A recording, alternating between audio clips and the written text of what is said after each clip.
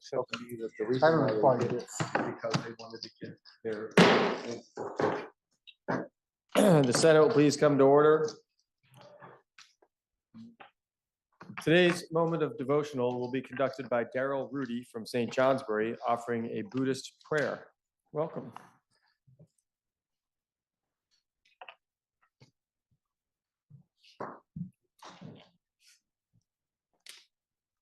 And you can just use that space. Okay. Well, the first thing I have to say is thank you for an opportunity to say a Buddhist prayer. I'm here because it's Alzheimer's Day, as most of you know, and I happen to have Alzheimer's. I was diagnosed 4 years ago. I have found my 50-year Buddhist practice, I happen to be 80, extremely helpful in navigating this terminal disease. For this reason, I offer you the reading of His Holiness the Dalai Lama's daily prayer.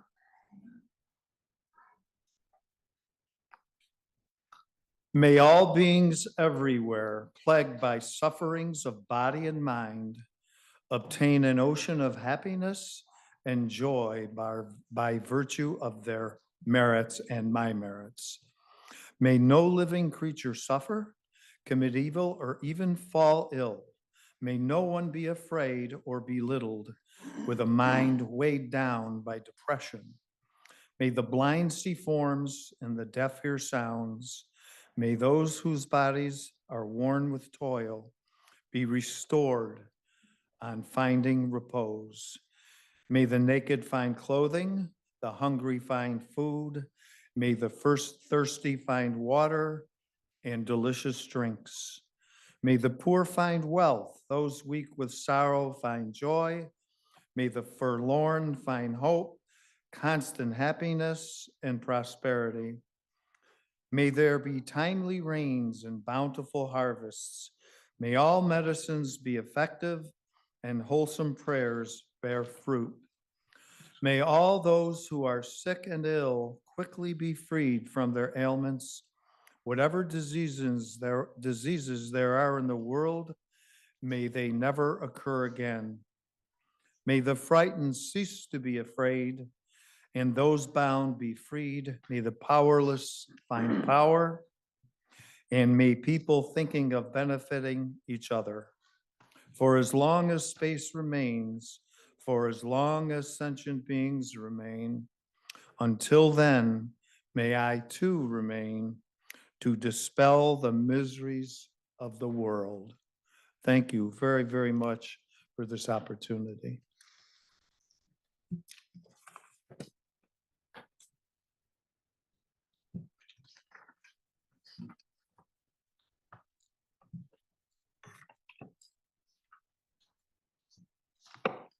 Are there any announcements?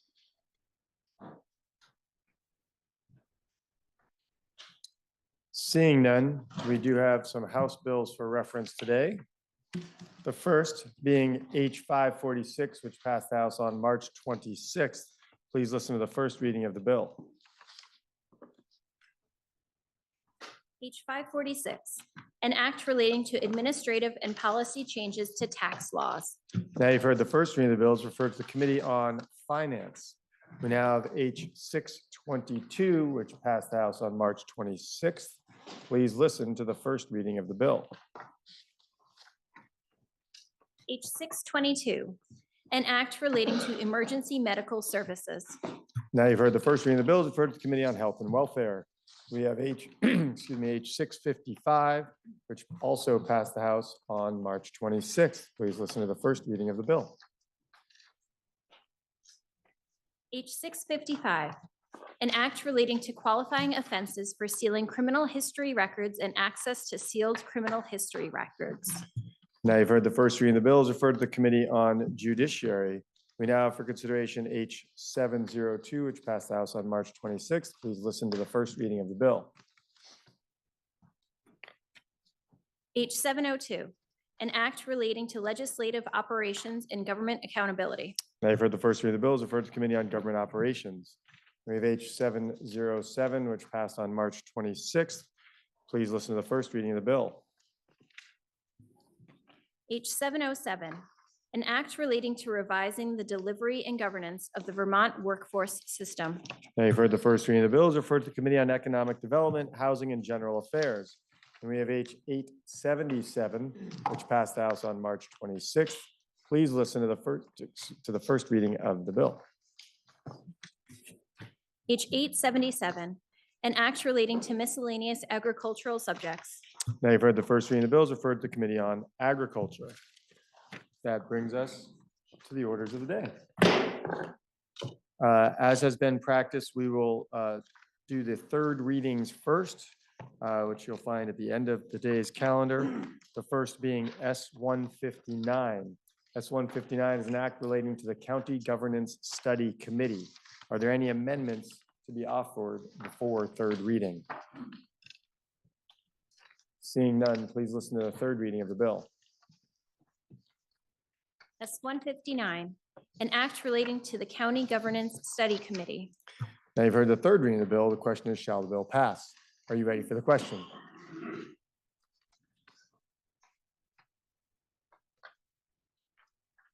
Are you ready for the question? If so, all those in favor, please indicate by saying aye. Aye. Those opposed indicate by saying nay. No. The ayes appear to have it. The ayes do have it, and you have passed S-159. We now have up for consideration S-285. Third reading has been ordered. S-285 is an act relating to law enforcement interrogation policies. Are there any amendments before third reading? Seeing none, please listen to the third reading of the bill. S-285, an act relating to law enforcement interrogation policies. Now you've heard the third reading of the bill. The question is, shall the bill pass? Are you ready for the question? If so, all those in favor, please indicate by saying aye. Aye. Those opposed indicate by saying nay. No. The ayes appear to have it. The ayes do have it. You have passed S-285. Now we will return to the top of the calendar where we have S-181. S-181 was read for the first time and referred to the Committee on Finance, which considered the same and recommends that when amended, the bill ought to pass. The bill is then referred to the Committee on Appropriations that also recommends that when amended, the bill ought to pass. Please listen to the second reading of the bill. S-181, an act relating to the Community Media Public Benefit Fund. Now you've heard the first reading of the bill for the report of the Committee on Finance, Senator from Chittenden Southeast. Thank you, Mr. President. I am always hesitant to tell people things they already know, so if the background I'm about to offer on this topic is already known to any of you, please accept my apologies in advance. But to lay out the reasoning for this bill, I thought it appropriate to set the table a bit. And this is a little longer floor speech, but people tell me I speak quickly, so I hope it feels like a short floor speech. As many of you know, currently Vermonters pay our statewide sales tax on their cable TV bills. This sales tax is also currently applied to streaming service providers like Netflix, Hulu, Max, Paramount Plus, Peacock, and all others. Important to this conversation is that cable TV providers in the US also pay a 5% franchise fee to access management organizations to fund their local, and everyone across the country, local public education and government broadcasting capabilities, also more colloquially known as public access television. Think Town Meeting TV, Channel 17, Wayne's World for my generation, Between Two Ferns for those of the younger sort, Mr. President. Though these streaming services, so streaming television service providers do not currently pay this 5% on their gross receipts. This bill proposes to create revenue parity between these two modes of TV service delivery, between cable TV and streaming TV providers. This 5% franchise fee on cable TV providers that's been in place for more than 30 years was adopted by the FCC under the original argument that content producers selling movies and shows produced elsewhere in the country, Hollywood, New York, or so on, when they sell them into Vermont or any other state, they should directly fund and support the competency, capability, and resources to create local content here in the state. Coverage that is important to the public, education, and government entities here in Vermont. This was an important part of cable TV licensing because content producers selling over cable lines didn't need to have geographically distributed broadcasting stations like traditional terrestrial TV stations. Think WCAX, WPTZ. Those TV broadcast stations were and continue to be rooted in our communities, offering valuable local coverage of Vermont news and programming. Cable companies selling content produced elsewhere into Vermont weren't creating those local connections and local capabilities to communicate over this medium, thus the need for a franchise fee to fund public access TV. But the economy of cable television is shifting with the times, adapting to the ubiquitous nature of high-speed internet service into our homes and businesses. And more Vermonters are cutting the cord. I personally cut the cord about 3 years ago when I stopped paying cable TV. And instead, now I just pay for high-speed internet service. And instead of paying for cable TV, I pay for about 5 streaming services to keep my kids happy and for me to get my healthy dose of CNN coverage every now and then. Try to make these lively, Mr. President. I hope that's okay. I'm alive. All right. But the economy, but the economy of cable television is shifting to the times. Oh, I already did that one. Sorry, my apologies. Now, as more Vermonters have cut the cord and shift towards buying television programming over the internet from streaming service providers, cable companies are collecting less, which means the 5% franchise fee isn't funding our very important local public access television stations. But high production value physical spaces, like to create high production value, you need physical spaces like studios, functioning mics, sophisticated multicast integration, and staff capable to manage this complex equipment to cover public, educational, and governmental issues here in Vermont. This bill proposes to create parity with the cable companies and what their subscribers pay to what our cord cutters, like myself, are paying with streaming TV services. This bill creates a 5% gross receipts tax on streaming services, narrowly defined in the bill to only apply to content platforms and not internet service providers.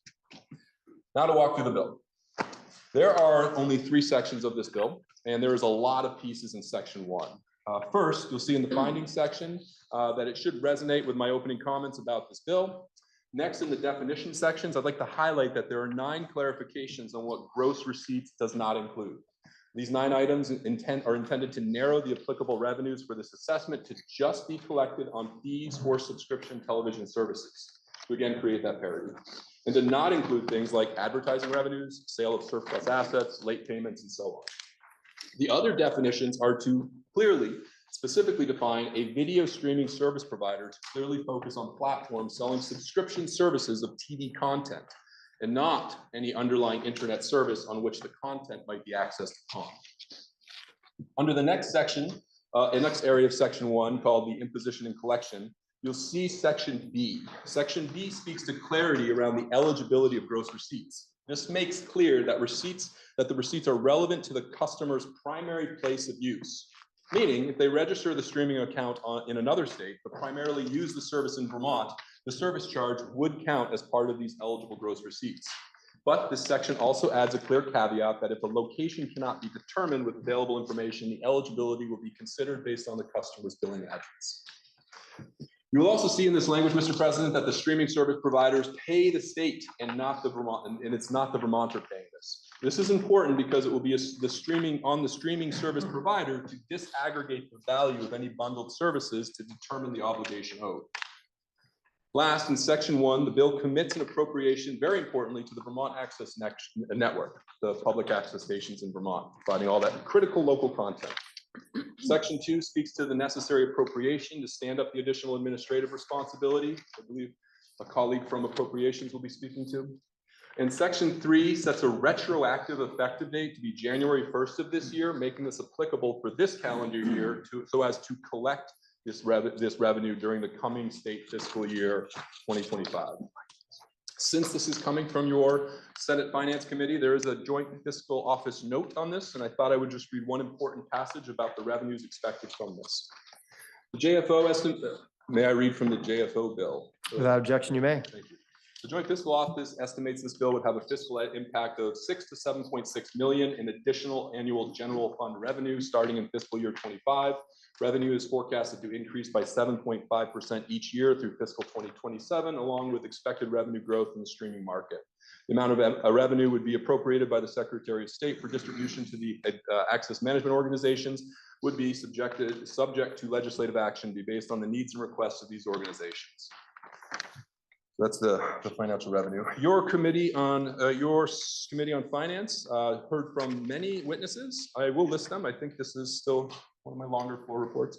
Ted Barnett, Kirby Keaton, Claire Buckley, lobbyist CTIA, Mike Burke, Vermont Vice President of Field Operations, Green Mountain Power. Jeremy Crandell, Assistant Vice President, State Legislative Affairs, CTIA. Lauren Glendavidian, Executive Director, CCTV, Center for Media and Democracy.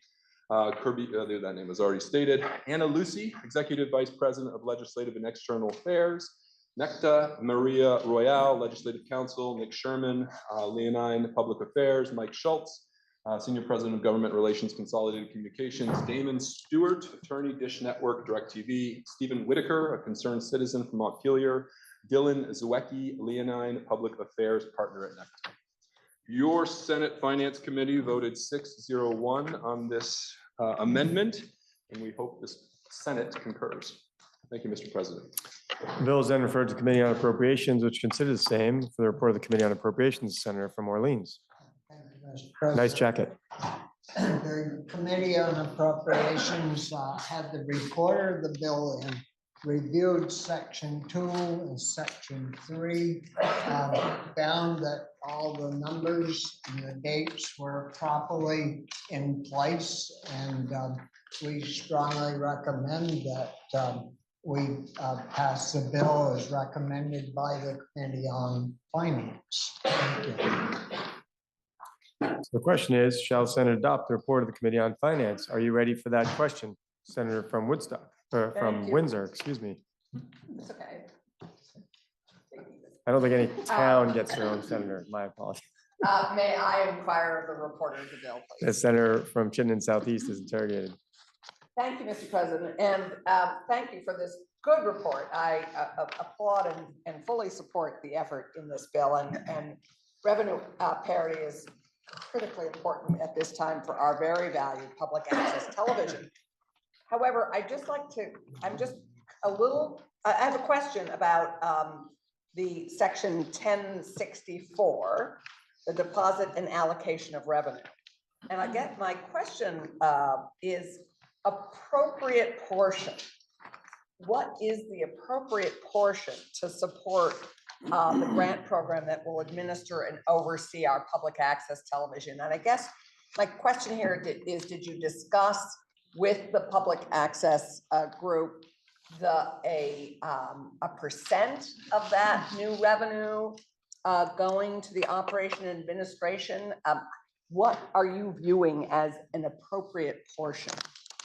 So I would agree, thank you, Mr. President. The amount of this revenue would be appropriated to the Secretary of State for distribution to the AMOs, subject to legislative action based on the needs and requests of these organizations. No hard and fast percentage allocation has been committed. In my 3 years, now going into 4th year in this service, I feel I've heard many a time that dedicating funding to specific sources can be quite problematic. So instead, this is allocated to the general fund, leaving it to future legislatures to appropriate based on the needs determined from the communications from these access management organizations through the Secretary of State's office. So that raises another question, if I may, Mr. President, which is, we don't usually have the Secretary of State allocating general fund money. So I guess that's a question. I guess that's a question.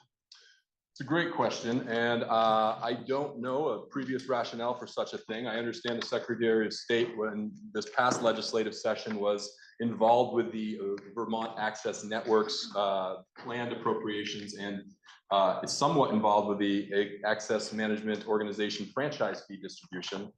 If the senator would like more information, we could take a brief recess and I could consult with legislative counsel. Otherwise, I'd look for any of my friends on appropriations to offer some suggestions as to why the Secretary of State would be the distribution vehicle. I believe I just heard you indicate you might yield the floor to the senator from Caledonia, if I'm not mistaken. That would be great. Senator from Caledonia. Thank you, Mr. President. In fact, the funding for our public access stations has not been adequate from the funding stream for a number of years. We have had to provide one-time money out of the general fund to support it. And the last year, in this current year's budget, it was $1 million.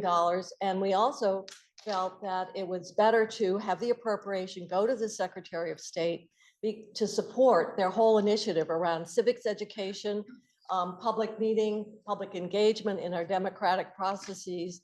And we talked with the Secretary of State at that time and felt that this was in fact a way of supporting that public engagement, our democracy and voter education. So there has been one-time appropriations to make up for the shortfall that last year we moved to the Secretary of State for the reasons I've said. What this would do is have the funding would go in the same way we do for all the other appropriations. What this would do would provide or address the very fact that we've been doing one-time bridge funding pending development of a revenue stream so that we could adequately support the operational cost of this system. Thank you, Mr. President. That's terrific, and I've applauded our work thus far in supporting public access and certainly applaud this. My understanding is that the appropriations that we, the legislature, would appropriate it to the Secretary of State, who would then distribute it. Is that correct? Thank you, Mr. President. Yes, that is correct. And Right. that, as I say, has been done for the last several years. There've been multiple years, maybe 2 or 3, where in fact we have done one-time appropriations of $1 million to make up that shortfall, that operational shortfall. Great. We look forward to this funding solution to our treasured public access television stations. Thank you. Question, Senator from Bennington. Thank you, Mr. President. I inquire of the presenter. The Senator from Chittenden Southeast is interrogated.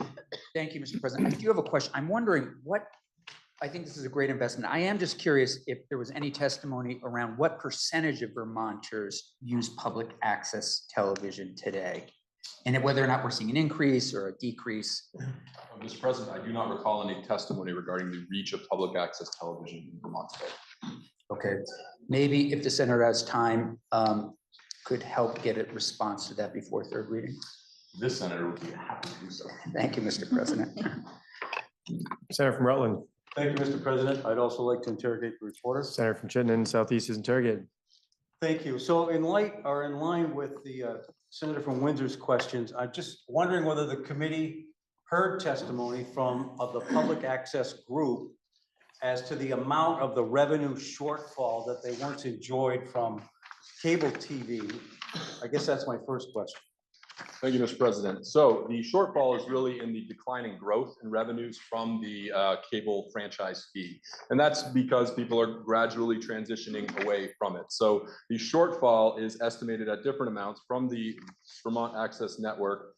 I'm looking at it now. The revenue gap was projected for 2024 to be 1.6 million, 2025 to be 2.1 million, 2026 to be 2.5, and it escalates from there with the declining amount of cable franchise fees.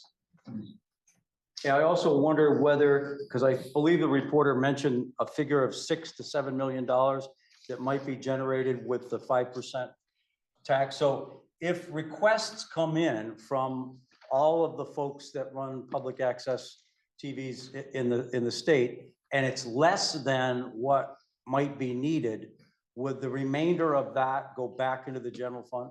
It would, Mr. President. Thank you. And I thank the reporter.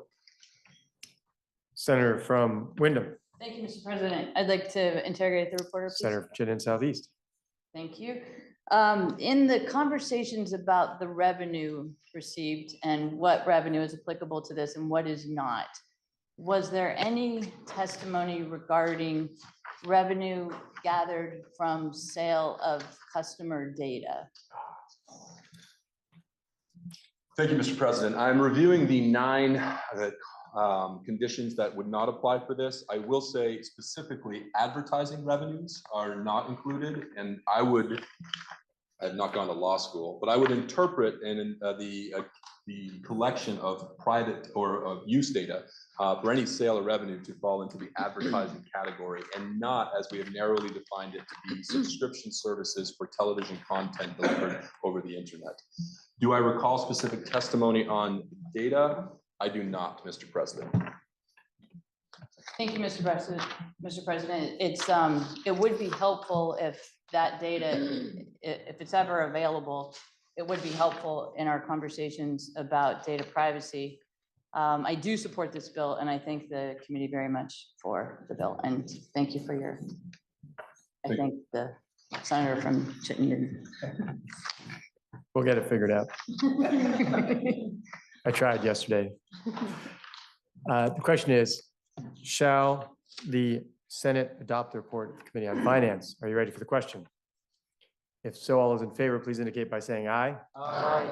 Those opposed indicate by saying nay. The ayes have it, and you have adopted the report of the Committee on Finance. The question now is, shall the bill be read a third time? Are you ready for that question? If so, all those in favor, oops, Senator from Chittenden Central. Thank you, Mr. President. I have heard from my colleagues a number of expressions of gratitude for community access TV. I feel similarly.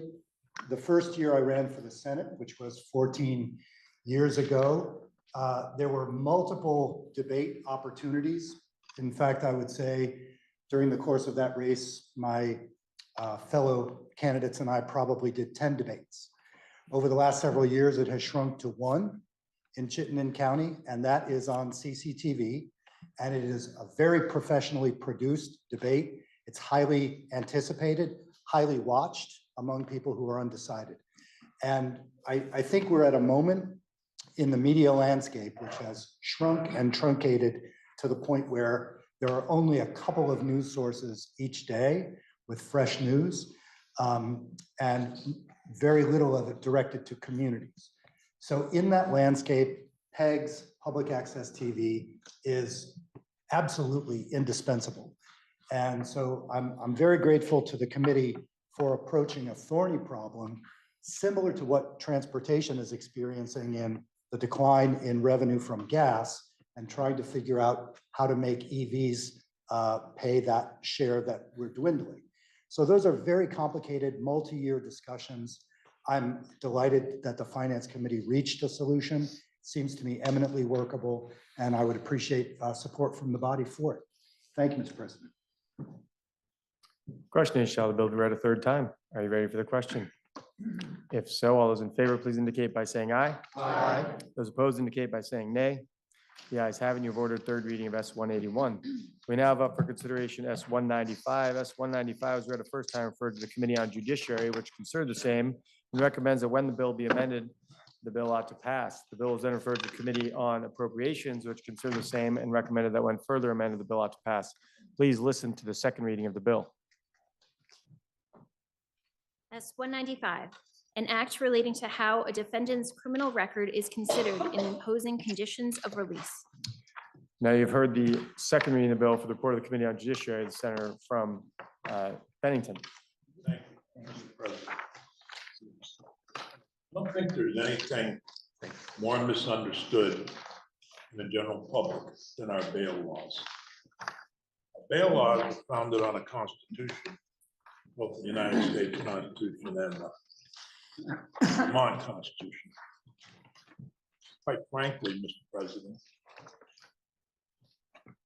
while you're on, you're always presumed innocent until found guilty.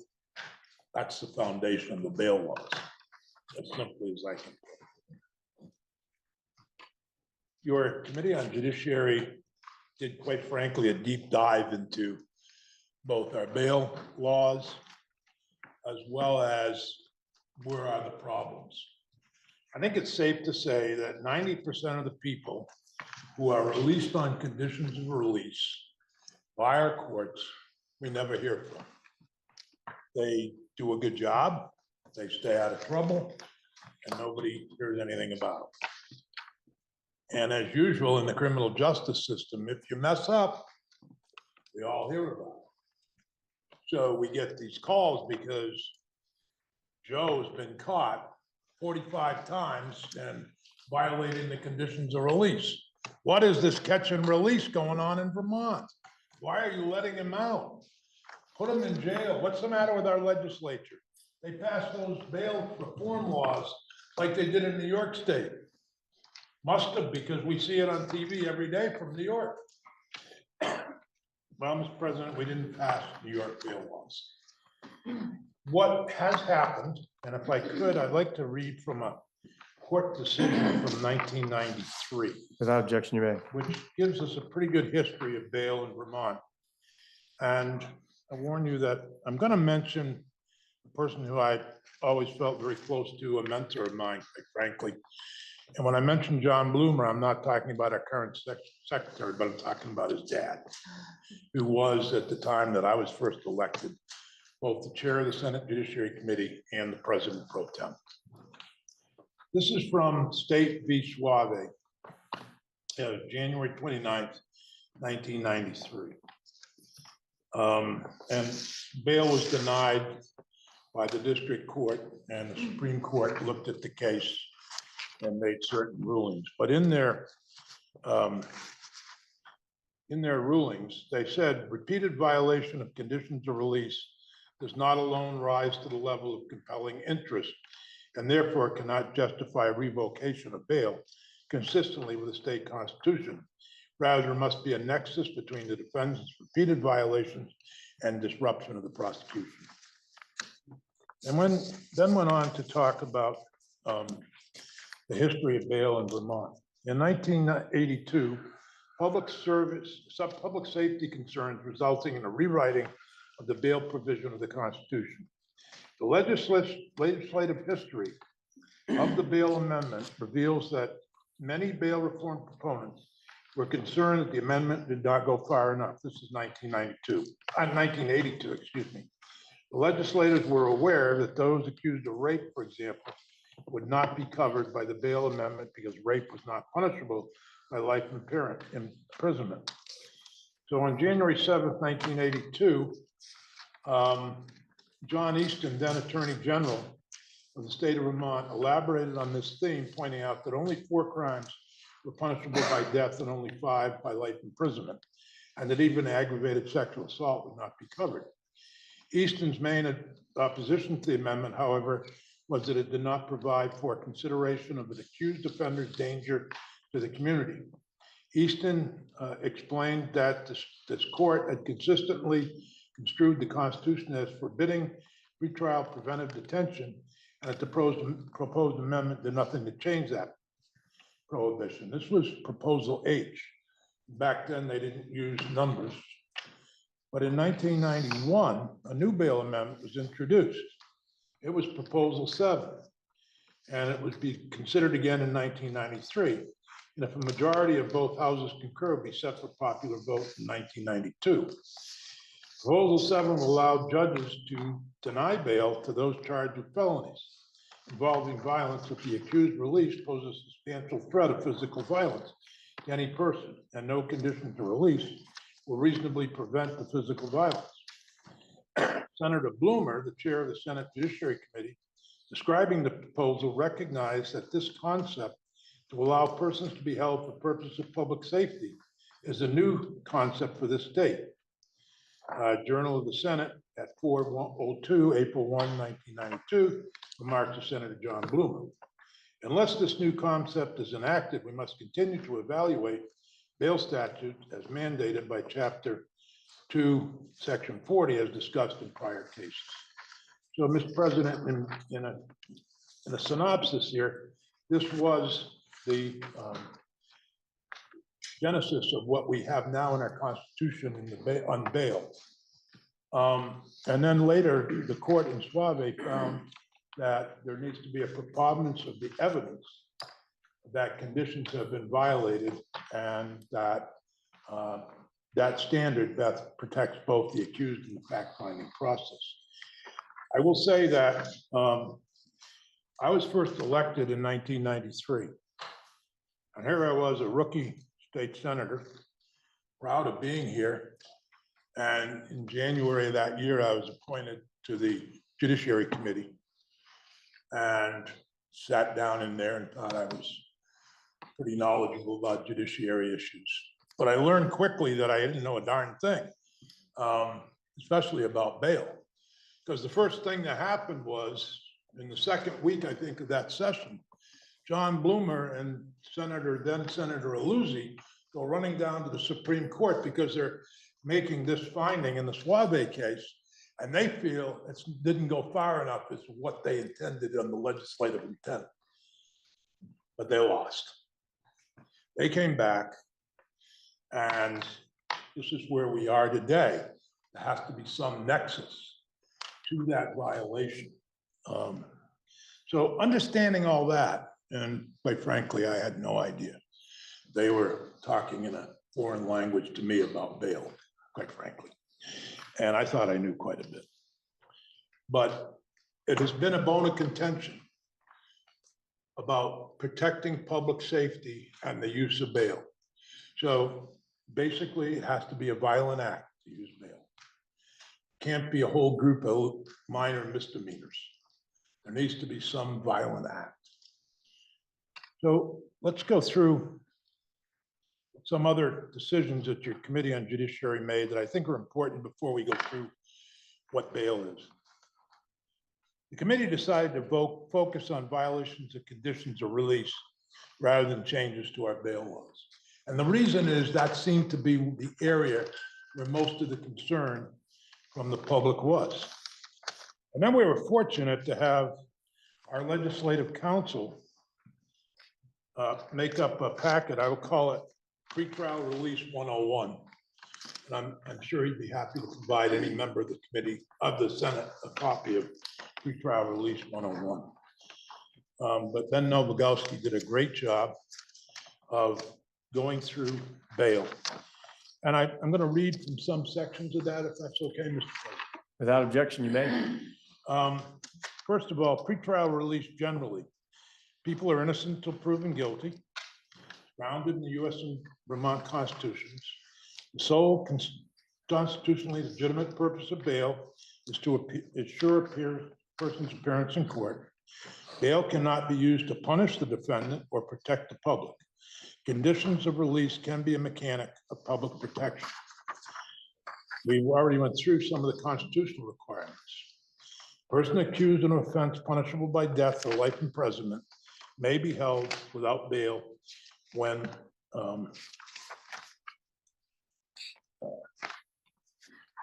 evidence of guilt is great. A person accused of a felony, an element of which involves an act of violence against another person, may be held without bail when the evidence of guilt is great and the court finds, based upon clear and convincing evidence, the person's release poses a substantial threat of physical violence to any person, and that no condition or combination of conditions of release will reasonably prevent physical violence. The person held without bail prior to trial under this paragraph is entitled to a review de novo by a single justice of the Supreme Court forthwith. So, Mr. President, that is the constitutional requirements. Then we get into some of the other details. There are limitations to bail. They're seen in State v. Pratt in 2017. Bail can only be used to assure the defendant's appearance in court, cannot be used to mean of punishing the defendant nor protecting the public. We already covered. And there are certain rights to people held without bail. And by the way, when I use the term death, you realize that we don't have an actual death penalty law that's constitutional, but the death penalty is still on the books in Vermont. It's never been repealed, but it's not constitutional under the US Constitution. Somebody may want to deal with that someday. So anyway, bail revocation, and this is what I think is one of the most critical pieces. Under 13 VSA 7575, the right to bail may be revoked if the court finds that the accused has intimidated or harassed the victim, potential witness, juror, or judicial officer in violation of conditions of release. Repeatedly violated conditions of release in a manner that impedes the prosecution of the accused. Violated a condition or conditions of release that constitute a threat to the integrity of the judicial system. Without just cause, failed to appear at a specific time and place permitted by a judicial officer. And in violation of condition of release, been charged with a felony or a crime against a person or other offense similar to the underlying charge, for which after hearing probable cause is found. That's pretty much bail 101. Now, if I might, Mr. President, I'd like to walk you through the bill. S-195, attempts to strike an appropriate balance to address public safety concerns while maintaining individuals' liberty interests during the pendency of their court case. Speaking broadly, to achieve this goal, the bill proposes to do four things. One, change the bail limits for certain crimes. Add factors for the court to consider in imposing conditions of release. Add new monitoring programs that can be imposed as conditions of individuals who qualify, and create and clarify accountability mechanisms for those who violate conditions of release.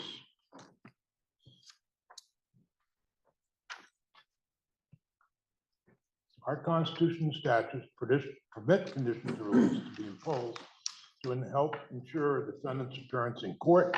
If those conditions are insufficient to protect the public, additional conditions may be imposed aimed to protect the public. Further, our statutes mandate that the least restrictive condition or combination of conditions be imposed to achieve those objectives. If the court determines that a person's a risk of flight, it must craft the least restrictive conditions of release and must consider, on the basis of available information, the nature and circumstances of the offense, the weight of evidence, the defendant's employment, the defendant's financial means, the defendant's character and mental condition, the defendant's length of residence in the community, and the defendant's record of appearance at court. Some Vermont's laws and constitution create a presumption in favor of releasing a defendant prior to trial, with the court required to impose the least restrictive conditions of release to ensure someone's appearance in court and protect the public. Turning to particulars of the bill, Section 1 amends 13 VSA, which concerns the imposition of bail. It amends the statute by removing the $200 limit for someone who commits an offense while already released pending trial for another offense. Section 2, which concerns what a court can do when it releases someone prior to trial. This is largely known as the bail statute and contains the factors that the court considers imposing bail and the conditions that can be imposed. The bill proposes to add explicit factors that many courts throughout the state already consider, so there is a consistency throughout our courts. Specifically, the bill adds several factors the court can consider. One, the number of offenses which the accused is charged. Two, whether the accused is subject to release on personal recognizance or subject to conditions related to protecting the public in another pending case. Three, whether the accused is subject to conditions related to protecting the public for probation, parole, furlough, or another form of community supervision. Four, whether the accused is compliant with any court orders. Now, Section 2 adds two conditions that can be imposed on a defendant who is released before trial. These new conditions revive the electronic monitoring pilot program from a few years ago and expand the home detention program to add those programs to the menu of conditions that a court can impose. Section 3 outlines the expansion of the home detention program, and the bill proposes to expand eligibility to include those defendants who have allegedly violated conditions of release or of a personal recognizance. Additionally, the bill amends the law for those who fail to comply with the conditions of the home detention program. We think this is an important step forward to have that available for those who are not to be incarcerated. Section 4 of the bill creates a new accountability mechanism for those who have alleged to have violated conditions of release by establishing a proceeding governed by 13 VSA 7554E. This creates a proceeding that mandates notice and hearing for alleged violations of conditions of release. An individual may be arrested or cited to appear in court the next business day on the noise known as a flash site, which is what we did in S58 regarding the drugs sales in a building, a non-tenants. An individual may, and for the court to review and modify the person's conditions of release. At that appearance, the prosecutor has the ability to request a summary hearing under the statute or a prosecution for contempt under 7559. The prosecutor must choose the enforcement mechanism, cannot pursue both. If the prosecutor requests a hearing under the new statute, the state must prove such violations by a preponderance of the evidence at the hearing. Meaning the defendant is more likely than not violating the condition.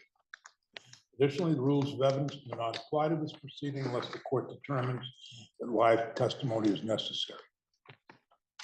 If the court determines that a person violated the condition of release, the court shall impose the least restrictive condition to reasonably ensure the defendant's court appearance, to mitigate risk of flight, or to reasonably protect the public, including imposing conditions pursuant to the bail statute or placing the defendant in the pretrial supervision program, which I'll describe shortly. If the person violated a condition of release that also constitutes an open crime, the prosecutor also has the choice to pursue bail revocation. Section 5 revives and makes permanent the electric monitoring program that was piloted in Windham County Sheriff's Department a few years ago. This program is designed to assist in ensuring the defendant's compliance with conditions of release, mitigating the defendant's risk of flight, or reasonably protecting the public. The courts have the ability to place people in this program as a condition of release in addition or in lieu of the bail, or when they are placed in a home detention. The program would be operated by the Department of Corrections. The court, prosecutor, or defendant may request the court determine a person's appropriateness for the program by assessing various factors tied to ensuring compliance with the defendant's conditions of release. If someone fails to comply with the program, DOC has discretion to report any violations to the prosecutor and defendant. Once reported, the prosecutor has discretion to pursue enforcement of a violation through a variety of mechanisms. Section 6 adds a new section that creates pretrial supervision program operated by the Department of Corrections. Vermont is one of the few states that releases people pretrial with absolutely no supervision. Every state in our region anyway has someone overseeing these folks who are on the conditions of release. An example would be somebody's arrested in New Jersey for a drug crime. They are released and returned to Vermont, but have to report weekly by phone to New Jersey officials. They also have to keep New Jersey officials informed of treatment requirements through their treatment provider. They have to keep New Jersey informed once a month with urinalysis, those types of things. That's how pretrial supervision works in New Jersey. In Massachusetts, probation and parole is just probation is attached to the court, and probation officers supervise pretrial release. Nobody in Vermont does that. So you end up with people who are released on a bunch of conditions, and unless somebody is monitoring them, nobody knows, and there is no organization that does that. So that's what this program is really about. We had a lot of discussion in committee about this, but I think it's a key if we're going to protect the public and reduce the number of violations of conditions, and also be able to get people the services they might need.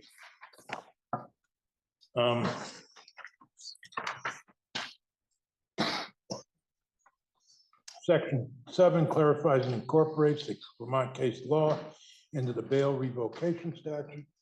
Proceeding under statute is pursued to revoke bail and send a pretrial release to be detained if one of the 5 statutory bases is established. Current law, however, the lack of detail in the statute has led to court cases establishing the procedure and proof necessary to revoke bail.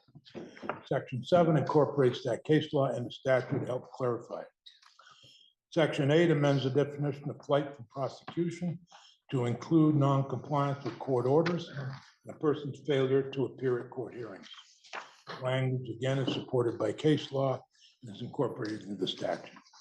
Section 9 adds the phrase, any violations of conditional release by the defendant that are established by reliable evidence as a sentencing consideration, a court may assess in sentencing, imposing a sentence. Section 10 involves the use of a firearm while selling or dispensing a drug. This bill proposes to amend the definition of use of firearm to include using a firearm while selling or trafficking a regulated drug. It's not necessary, not merely possessing or carrying a firearm, and that such use shall be considered a violent act in determining bail. So in other words, Mr. President, if somebody is carrying a firearm while and actually carrying it, while selling or dispensing drugs, it would be considered a violent act for the purposes established in bail. And so if the firearm is in a bag in a trunk while the defendant commits a DUI, for example, no, the fireman has no connection to the DUI, so they couldn't be charged. And again, unless the firearm is being used to facilitate the drug transaction, it is not charged. So it's carrying, not somebody who's possessing it in the trunk of their car, for example. Mr. President, the vote in committee, the section 12 states the act will take effect on passage. And the committee vote was 4-1-0. And we hope the Senate will concur. And I must add that this was one of the more, we hope deals with those constant repeat offenders who come before our courts and quite frankly shock us all. And how do we explain that to our constituents? And that is the basis of it. We try not to try to deal with it in a number of ways. And I really do appreciate the cooperation we had from both sides of the aisle, I should say. The bill was first introduced. One of the bills, we combined two bills, one introduced by Senator from Rutland and Senator from Addison County. The other was from the Senator from Franklin County. We combined those two bills into one, 195, and have, I think, looked at bail. How can we better protect public safety? And at the same time, honoring the constitutional requirements that you're not guilty until, excuse me, you're not guilty until proven innocent. Thank you, Mr. President. The bill is then referred to Committee on Appropriations for the report of the Committee on Appropriations, the very same senator from Bennington.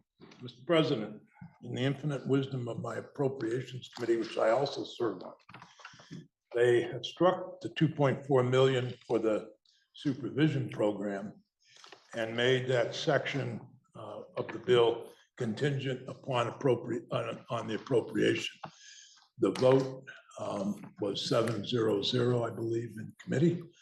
And with those amendments, we urge the body to adopt the amendments. So the question is, shall the report of the Committee on Judiciary be amended as offered by the Committee on Appropriations? Are you ready for the question? If so, Senator from Franklin. Thank you, Mr. President. May I interrogate the report of the bill? The senator from Bennington is interrogated as the reporter of the Appropriations report on the bill. Thank you, Mr. President. May I also include interrogation on the bill, the underlying bill itself? You may, if it's in correlation with that section, is the debate right now would be constrained to the Appropriations amendment. And I'll defer my interrogation until we go back to the bill itself. Thank you. The question is, shall the report of the Committee on Judiciary be amended as offered by the Committee on Appropriations? Are you ready for the question? If so, all those in favor, please indicate by saying aye. Aye. Those opposed indicate by saying nay. The ayes have it. You have amended the report of the Committee on Judiciary as offered by the Committee on Appropriations. The question now is, shall the bill be amended as offered by the Committee on Judiciary as amended? Senator from Franklin. Thank you, Mr. President. May I interrogate the reporter of the bill? Senator from Bennington is interrogated as a reporter.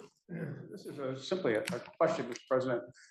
When the reporter discussed the firearm issue, I thought I heard him say that carrying a firearm would be a violation or would be included in the provisions in section 10 of the bill. He mentions, or the bill itself though, simply refers using a firearm. Does the term using a firearm include carrying? No. Excuse me, I want to look at the exact language. And I'm looking for my copy of the bill, which, you know, you lose every now and then.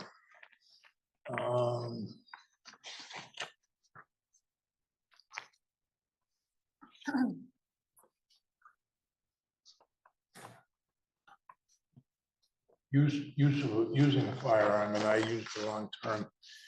I should have been use a firearm, not carry. The bill is specific to carrying, using, not carrying. Not carrying. And And so, uses means an active employment of the firearm by the defendant. thanks, President. Then I gather then the interpretation is that a person who sells drugs and is carrying a firearm is not in violation of the statute. Is that correct? Not unless they brandish that firearm to the point where they're intimidating whomever they're selling the drug to or whomever. Thank you, Mr. President. Senator from Essex, Thank you, Mr. President. Can I ask a question of the presenter of the bill? Senator from Bennington is interrogated. Mr. President, I appreciated the comments of the presenter of the bill of how the public feels about how bail is used in the state of Vermont. My question is very simple. Is there any part of this bill, Mr. President, that any of those people who have characterized the bail system as being broke or ineffective in the state of Vermont, is there any part of this bill that the presenter would feel that somebody could come back and say that we have made bail easier in the state of Vermont versus making it more responsible to the citizens of the state?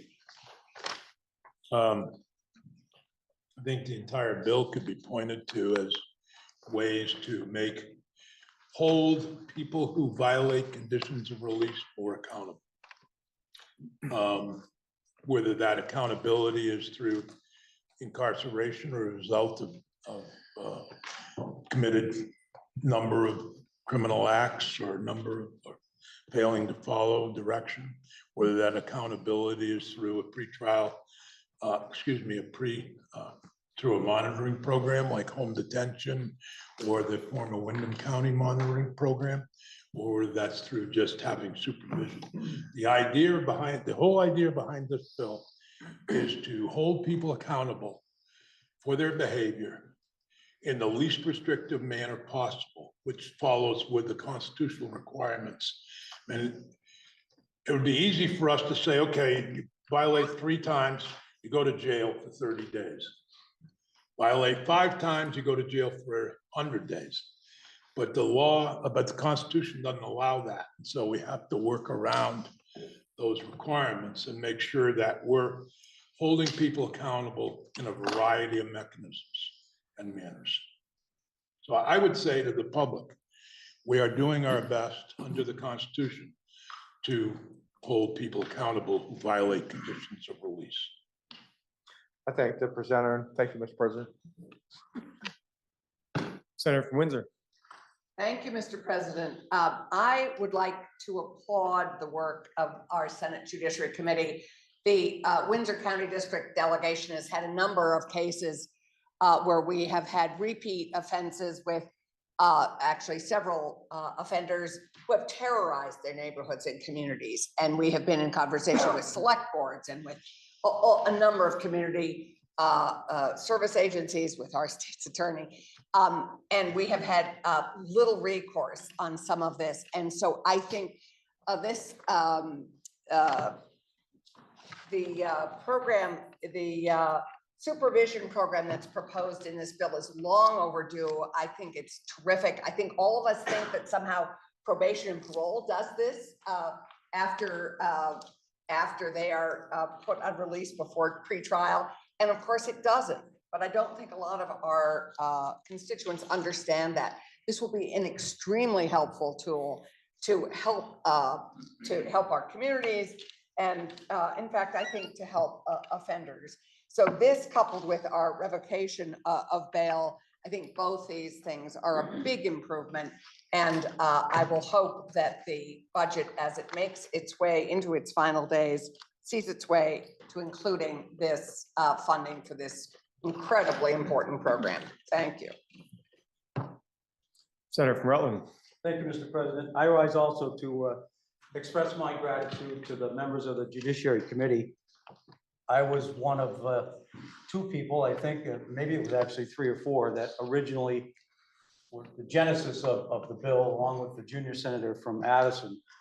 And I think the chair of the Judiciary has just done us a favor by explaining the difference between bail and conditions of release. And I think it's important that we understand that, absent a change from the constitutional requirement regarding bail, all that's really left for us in terms of statute is to change conditions of release, and that's exactly what the Judiciary Committee has done. So I hope that the body fully supports this, and again, want to thank them. Question is, shall the Senate adopt the report of the Committee on Judiciary as amended? Are you ready for the question? If so, all those in favor, please indicate by saying aye. Aye. Those opposed indicate by saying nay. The ayes appear to have it. The ayes do have it, and you have amended the bill as offered by the Committee on Judiciary as amended. The question now is, shall the bill be read a third time? Roll call. Roll call has been requested by the senator from Bennington.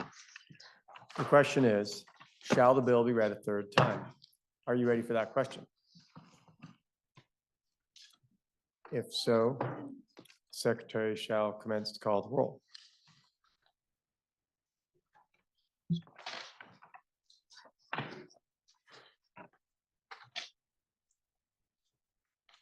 Senator Baruch. Yes. Senator Bray. Yes. Senator Brock. Yes. Senator Campion. Yes. Senator Chittenden. Yes. Senator Clarkson. Yes. Senator Collmore. Yes. Senator Cummings. Yes. Senator Yulee. Yes. Senator Hardy. Yes. Senator Harrison. Yes. Senator Hashim. Yes. Senator Ingalls. Yes. Senator Kitchell. Yes. Senator Lyons. Yes. Senator McDonald. Yes. Senator Manza. Senator McCormack. Yes. Senator Norris. Yes. Senator Pershing. Yes. Senator Ron Hinsdale. Senator Sears. Yes. Senator Starr. Yes. Senator Bihowski. No. Senator Watson. Yes. Senator Weeks. Yes. Senator Weston. Yes. Senator White. Yes. Senator Williams. Yes. Senator Renner. Yes. Senator Mazza. Senator Ron Hinsdale.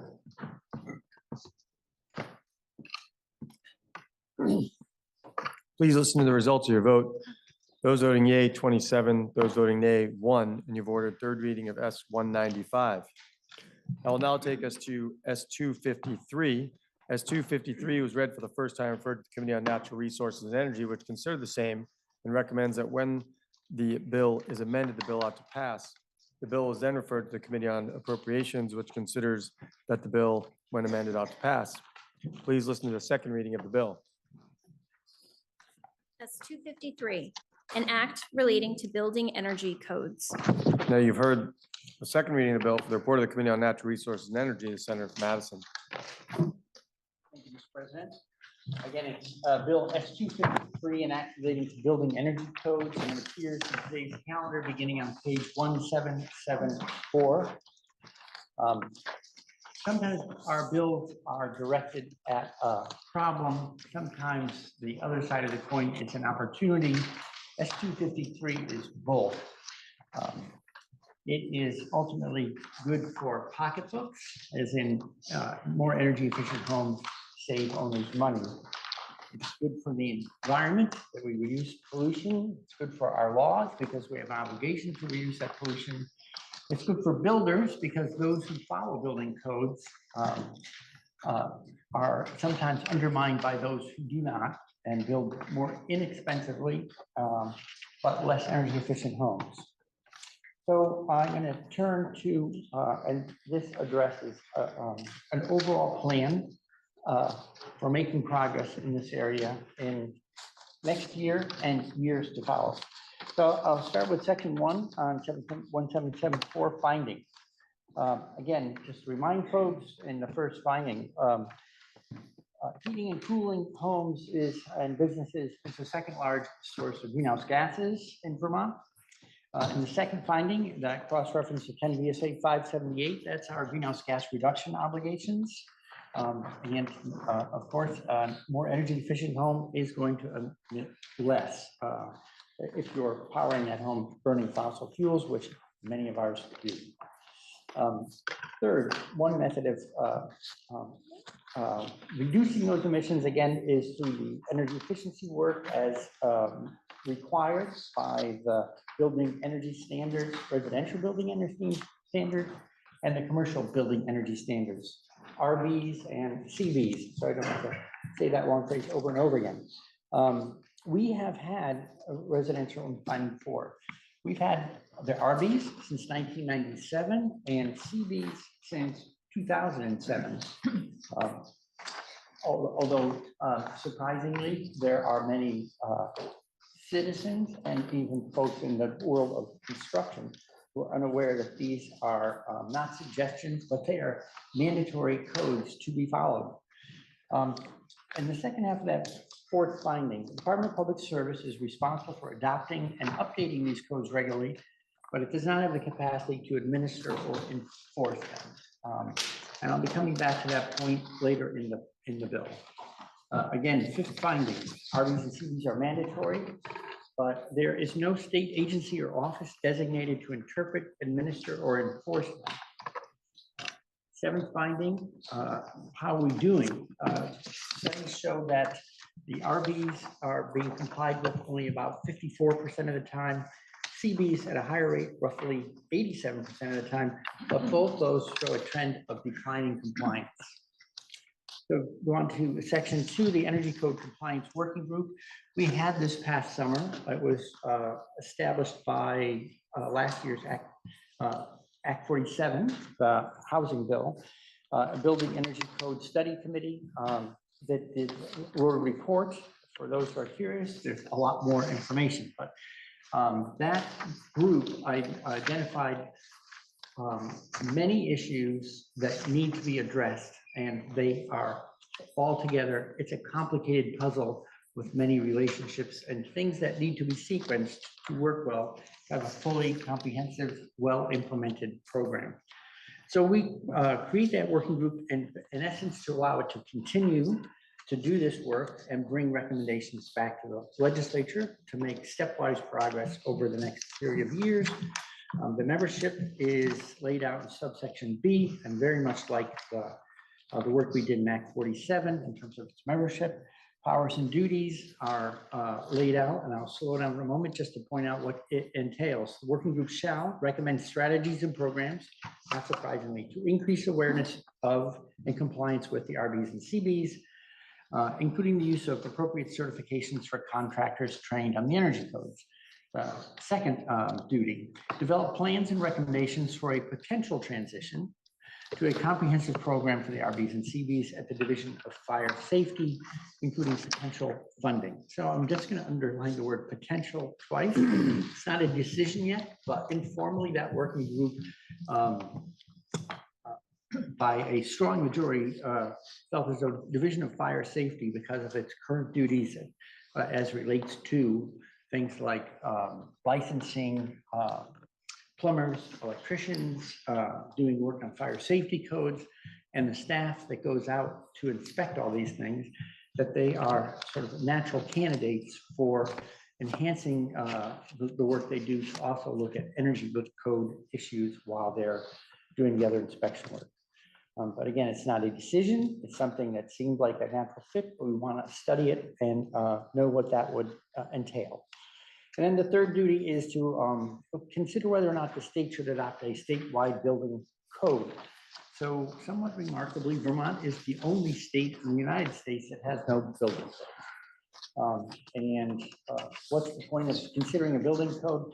Because the building code could be the overarching structure to hold all the fire safety, electrical, plumbing, and energy things in sort of a natural set. In subsection D, we get to the assistance. In short, just like last summer, the Department of Public Service provides support to the working group.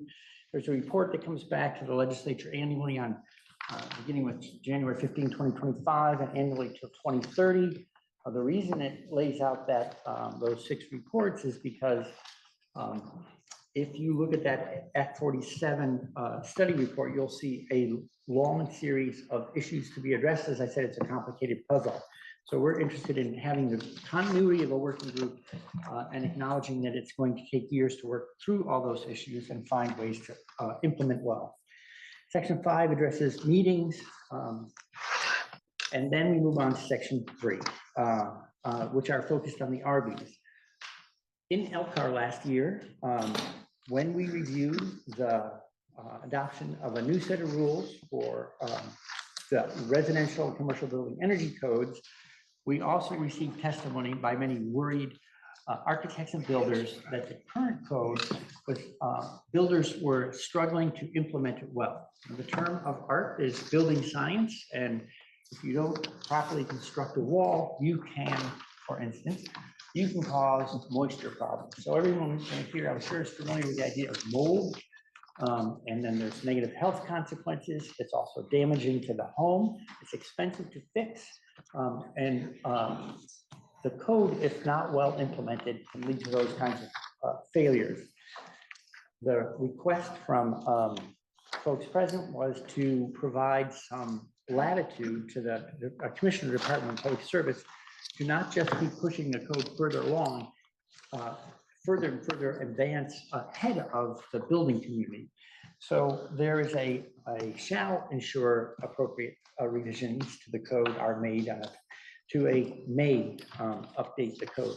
In other words, we want to allow the Commissioner of the Department of Public Service to see if the gap between current performance and a new code being considered to bring us to a higher performance level, it's grown to an extent that it's worth delaying the adoption of a more stringent, higher performance standard. In 3, we provide that discretionary language for the RBs, and 4, we provide that discretionary language for the CBs, the commercial building energy standards. In section 5, we address the contractor registry, which is currently housed at the Secretary of State's office. We suggest a number of changes here to help make that a more effective and useful registry. And the Office of Professional Regulation came in to talk to us about it. They stood up this registry, and they are actually looking to make improvements. We worked with them to spell out what those improvements would entail. For instance, number 1, designate the geographic area the registrant serves.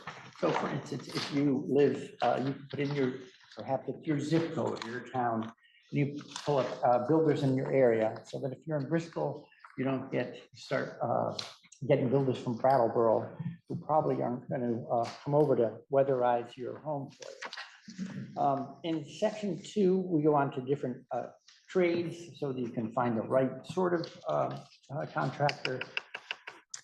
And in section 3, we have a provision that when you're registering, that the builder will acknowledge compliance with 30 VSA 51 and 30 VSA 53 for the RV CVs is required. We had heard from some folks that they didn't know it was a requirement. They thought of it as a suggestion. So a simple way to visualize this is when you're registering with them, there's a checkbox that says something like, I acknowledge that the RVs and CVs are required in the Vermont law.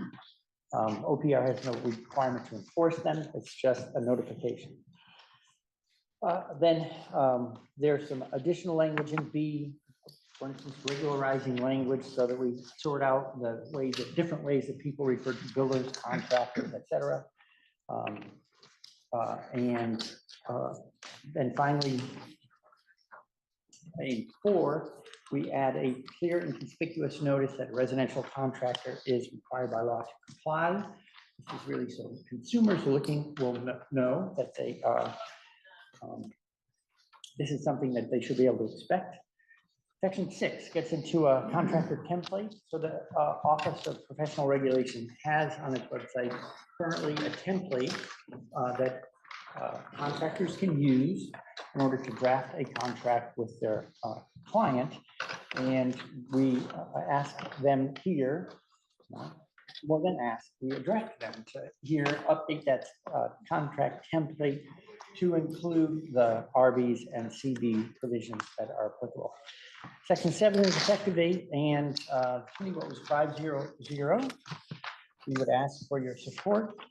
We heard from a dozen witnesses. They include Andrew Brewer on behalf of the Vermont Builders and Remodelers Association, Ellen Chakowski, Legislative Counsel, Mike DeRocher, Director of Fire Safety Division, Robert Duncan on behalf of the American Institute of Architects, Richard Fazy, a consultant for the Department of Public Service and Director of Energy Futures Group, Colin Frisbee of Sterling Homes, Lauren Hibbert of the Deputy Secretary of State, Kelly Wander, the Assistant Director of Energy and Efficiency Programs at Department of Public Service, Matt Musgrave on behalf of Associated General Contractors of Vermont, Peter Tucker on behalf of Vermont Realtors Association, Sandra Whitsom, an architect, and Jason Webster, owner of Huntington Homes. I've heard the report of the Committee on Natural Resources and Energy. Now for the report of the Committee on Appropriations, Senator from Orleans. Yeah, thank you, Mr. President. Your Committee on Appropriations had the report of the bill in. And basically, our section was section 2B, and dealing with the makeup of the committee and the cost. As you thumb through those, you'll see 13 of them, there would be no cost involved. There's one appointed by the Committee on Committees from the Senate and one from the Speaker of the House. So there'd be 2 legislators appointed. We felt that that cost would be very minimal and would not affect our budget, and would recommend that the bill passes amended by the Committee on Natural Resources. Our committee vote was 7-0-0. I've heard the report of the Committee on Appropriations. The question is, shall the Senate adopt the report of the Committee on Natural Resources and Energy? Are you ready for the question? Senator from Franklin. Thank you, Mr. President. May I interrogate the report of the bill? Senator from Madison is interrogated as a reporter. Just wondering, in terms of what the working group and also the committee that's involved, does it have any requirement with respect to building standards and energy, et cetera, have any responsibility of thinking about cost to consumers? Yes, as part of the work at the department, ongoing work at the department, as well as in this working group, one of the questions that is examined on a regular basis is the methodology to assess the cost related to compliance. And then the flip side of that coin, which is the energy, the savings related to building to a code. But is there anything in the bill that requires them to do that? No, it is, I can get more information for the Senator before 3rd reading, but I'd have to find exactly where we specify that this has been an ongoing question that's part of the working group's regular assessment and also the department's own work. The department Public change service. what it does at any point in time, could it not, if there's no legislation that requires them to do it? I would have to look in more detail. Again, I'd be happy to get information before 3rd reading. I don't know the degree to which the department just deems it wise to look at a particular question versus they're responding to a statutory obligation to do so. Mr. President, as I look at the bill, it appears that changes to the standard could be done at any time as a result of the recommendations of the committee through the Commissioner of Public Service by amending administrative rules that might mandate certain actions as part of these building standards. Is that correct? Am I reading that correctly? So there is an International Energy Code committee that delivers on roughly a 3-year cycle, enhanced codes, basically trying to produce more and more energy efficient homes and businesses, buildings over time. Those codes are what the Department of Public Service receives and responds to, and then they rewrite the RVs and CVs for the state of Vermont. And as you mentioned, that goes through the Administrative Procedures Act, so that those new codes are brought before LCAR for review. Well, Mr. President, as I look at section 3 of the bill, does that imply that only changes that are part of the IECC would be applicable to changes made in the rules that the commissioner asks for? Does he have the ability, in other words, to ask for changes to the building code based on the work of the committee that is outside of the IECC?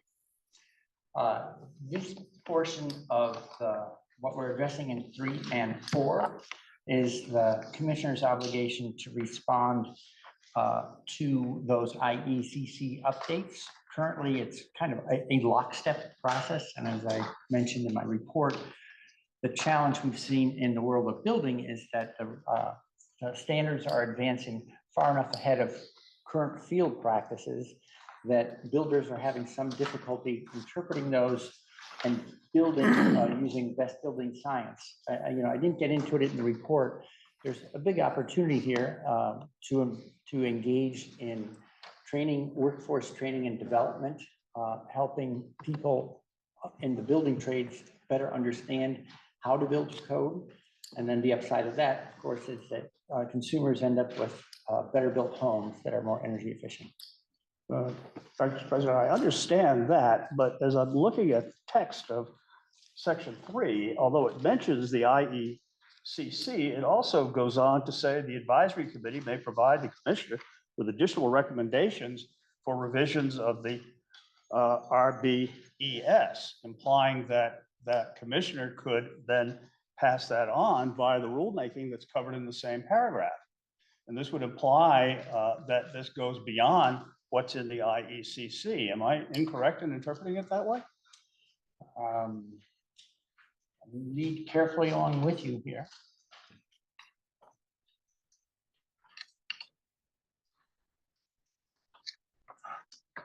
Sure, so thank you. That last sentence, the advisory committee may provide the commissioner with additional recommendations for revision of the RBs.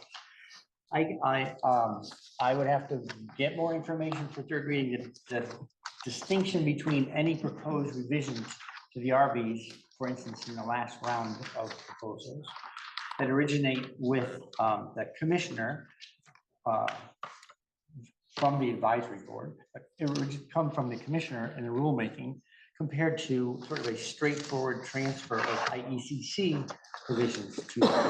The initial, Mr. President, implication is that it's only the IECC rules that get passed on, but we have this group which is studying and devising recommendations and the like that may or may not be in the IECC rules. And it would seem, it certainly implied that you wouldn't have a commission to simply pick up the IECC rules and incorporate them into statute by recommendation.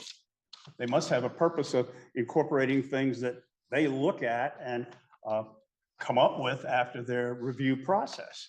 I thank the senator for the observation and question. So this is 2 things to point out. One is this is existing law. So this is the existing process. And the I of IECC is international. So it is these codes, although there's an international code, it is localized to conditions relevant to the jurisdictions that are implementing the code. For instance, in southern areas, there's much more emphasis on the cooling season. In Vermont, we have more emphasis on the heating season. Thank you, Mr. President. As the reporter has indicated, this is at least in part in existing legislation in which the advisory committee may provide the commissioner with additional recommendations for revision. Has that been done in the past? Again, I would be happy to find before third reading the degree to which any particular recommendation, for instance, in the most current round of RVs and CVs, originated with the commissioner rather than the IECC itself. Thank you, that would be helpful because I would be very interested in knowing, for example, if the advisory committee through the process that's outlined here could decide that energy efficiency may include installing or requiring the installation, for example, of electric vehicle charging information in every new home built after a certain date, or required that gold-plated bathtubs be installed in all new homes. You know, how far could it go? Is there any limitation? Is there any requirement to consider cost in adding these, in reporting these standards in terms of its effect on the public? And any information along those lines that you could provide before third reading, the reporter could provide before third reading would be very helpful and appreciated. I thank the reporter. Be happy to provide that. Thank you, Mr. President. Senator from Essex. Thank you, Mr. President. Can I inquire of the reporter of the bill, please? The senator from Addison is interrogated as a reporter of the bill and the report of the committee. As I look in section 2 and I look at down through the membership list, there's Burlington Electric Department. Do they have any greater abilities to do anything other than any other electric department in the state? As a matter of fact, yes, they do. They are unique amongst electric departments in the state of Vermont in that they also run an energy efficiency utility program. Okay, no other DEC or any of the other electric utilities to your knowledge could be allowed on this board. It just has to be Burlington Electric Department. So again, there are 18 distribution utilities, electric companies in the state of Vermont, 17 of which do not have an energy efficiency utility program of their own. They rely on Efficiency Vermont to provide services to their customers. Burlington Electric, because it already had its own energy efficiency program prior to the creation of Efficiency Vermont, was sort of grandfathered in, and they've kept a very active program of energy efficiency on their own. And part of the reason to include them is because they have this integrated and unique experience of being both an electric provider as well as an energy efficiency utility. I would say, I would ask the same about Vermont Gas. Are they far superior than anybody else in the state as far as being able to serve on this board? Could anybody else, where we're using 80% of fuels in the state are still fossil fuels?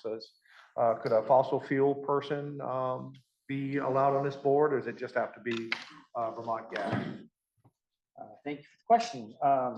Vermont Gas is also, when I referred to energy efficiency utility work for electricity, that's why we single out and identify Burlington Electric, their unique position relative to other utilities. Vermont Gas is also an energy efficiency utility. When I look at this, and I'm thinking about a lot of areas up my way that don't have any zoning, and they just, people are kind of independent.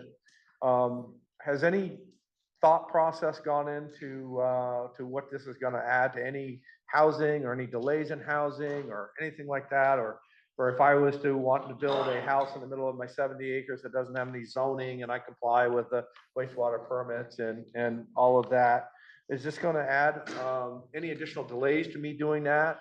As a private builder, do I have to be a registered member of this this board or anything like that? Is it going to cost me any delays, any extra monies, anything like that?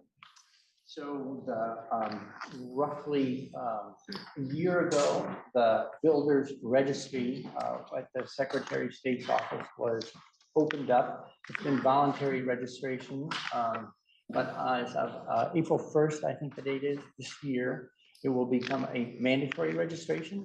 And the reason for that is that because of the complex series of related things, for instance, having a code, communicating that there is a code, communicating updates of code, offering training to those who need to follow the code, builders, and all these folks, we didn't have a way to talk to them and identify them. So the registry is a way of finding out who the builders are and then being able to share information with them. So yes, there is a cost. When you do register, there's a fee for registration. But as for your home itself, it has, as I reported, since 1997, this code is applied, versions of it. It has been updated, but there's been an obligation to follow the code in the residential level since 1997. So this will not be new to the world of building. There's going to be in this board's makeup, is it going to include buildings that aren't residential? If I want to build a garage, I want to put some heat in it, am I going to have to follow these codes? So there are two different codes, actually. There's a commercial building code, and the other is residential. So I believe, if you're talking about a garage at your home, we'd be talking about the residential building energy standard. So I'd have to still register with the with this board, and I'd have to become a builder, whether I wanted to be that or not. I don't have to say in that matter. Maybe I want to make sure I'm understanding the senator's question. Are you inquiring as to whether or not you, as the homeowner, wanted to build a garage, whether you would have to register? That is correct, Mr. President. So when you're building for yourself, you're not required to register. Builders are those that have a client and for whom they do paid work that has a value in any given year that exceeds $10,000. Okay, and the purpose of this new bill that we have that it hopes to become law is to do what? Is to regulate more building in the state, or make it tougher, or is this going to make it easier? I'm going to have to ask the senator to help me a little bit with the question. So when you say new law, the residential building energy standards and commercial date to 1997 and 2007. So they're not new. But what we are trying to do is facilitate the way in which they are used in the state of Vermont. So this new bill, what's being proposed here today is going to make it easier to complete a project in the state of Vermont. It will cut time and costs and stuff like that. I haven't made that assertion. What I have said is that a home built or a commercial building built to an energy standard will have a lower operating cost over time because of its energy efficiency. I thank the reporter. Thank you, Mr. President. Senator from Windsor. Thank you very much. I would just, I'm wearing so many hats here, housing hat, workforce development, and the owner of a Hummer, because I own a home that was built well before 1900. And for any of you who own homes like that, trying to get them to be properly weatherized, it's a sieve. I mean, we don't have to worry about fresh air. It comes in on its own all the time. So it's well ventilated. I would like to remind us all that our two greatest contributions to greenhouse gases are through our transportation sector and through our housing sector. And anything we can do to build homes that are built to higher energy efficient standards, to save Vermonters dollars, we have just allocated over the last 3 years $500 million for new housing, which is just beginning to get underway. We would hope it was all built to as high an energy code as possible to save Vermonters money going forward and to save our planet.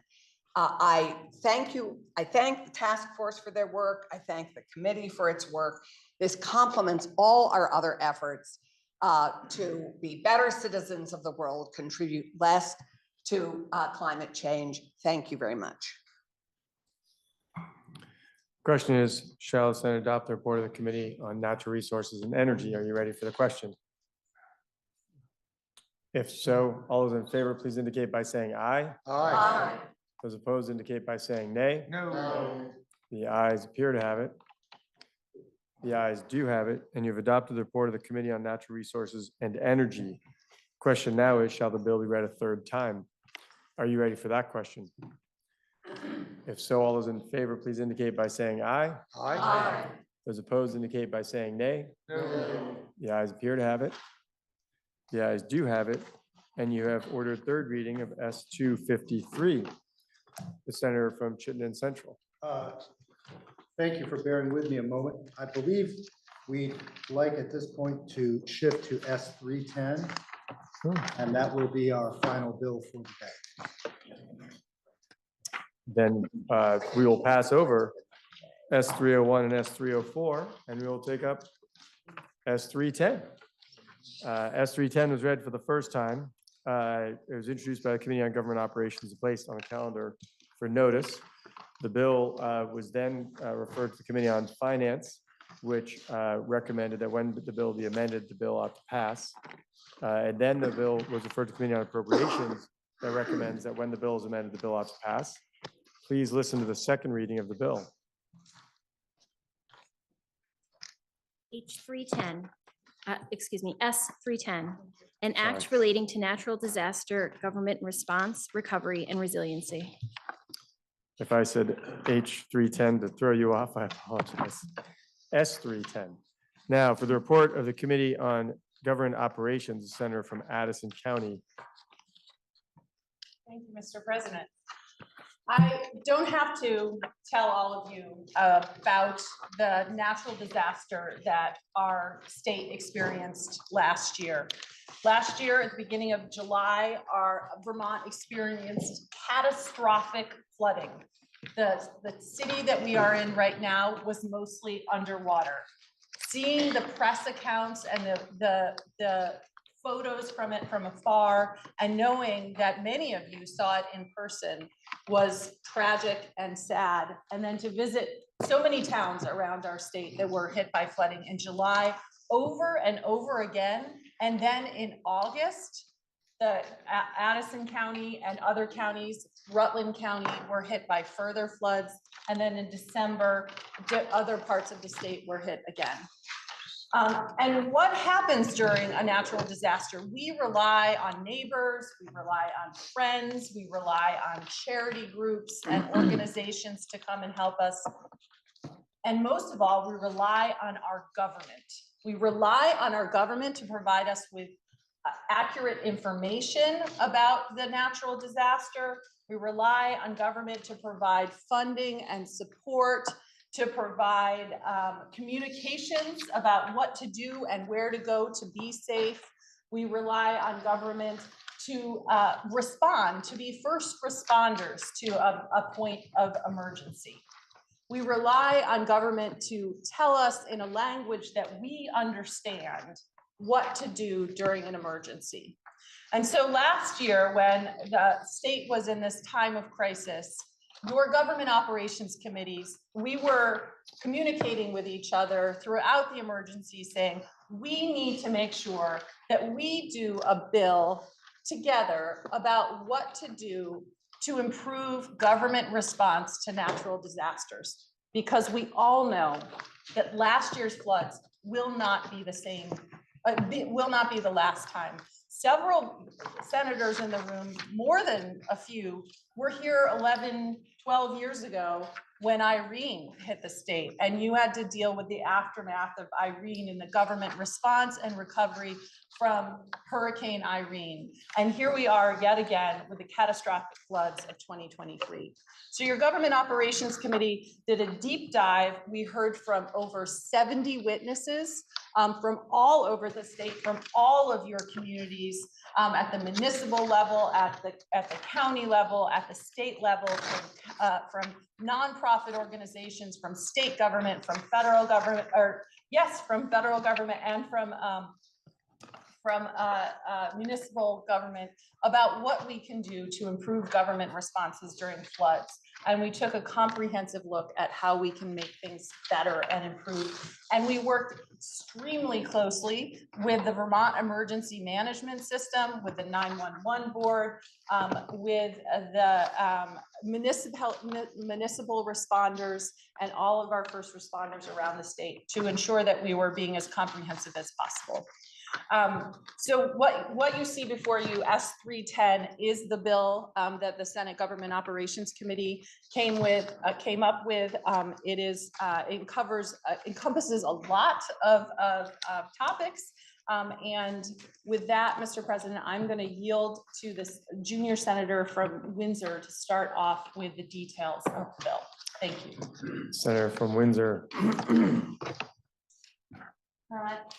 Thank you.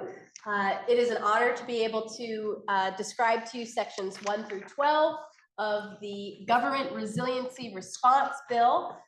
When we think about the flood from the Windsor County perspective, the sections that I'll be describing would be an extremely beneficial improvement going forward as we continue through the climate change to see the increased ferocity of flooding and natural disasters of all kinds. I turn you first to section 1.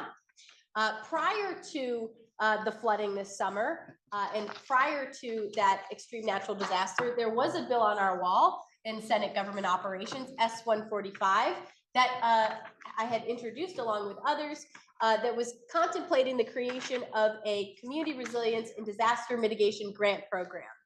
Unfortunately, it was a little prophetic to have that bill on the wall because that next summer we experienced the flood damage that, if the grant program had been in place, could have potentially mitigated some of these extreme scenarios that we experienced. So what does section 1 do of the bill? It establishes that, and I should say, you're going to see 2 amendments from Appropriations and from Senate Finance. They greatly change all of the sections that I'm reporting on, including the monetary amounts in them and even some of the configurations. So this is the first draft, but you'll hear more from Senate Appropriations and Senate Finance, but I'm going to tell you what's currently in the bill rather than speak to those amendments. Okay, so section 1 establishes the Community Resilience and Disaster Mitigation Grant Program, which awards grants to provide support for disaster mitigation, adaptation, and repair activities.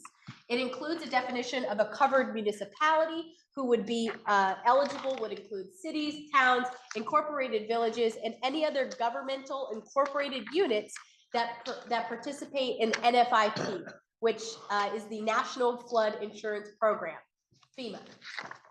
The grants would be administered by the Department of Public Safety and the Department of Environmental Conservation, so DPS and DEC, which I'll refer to moving forward.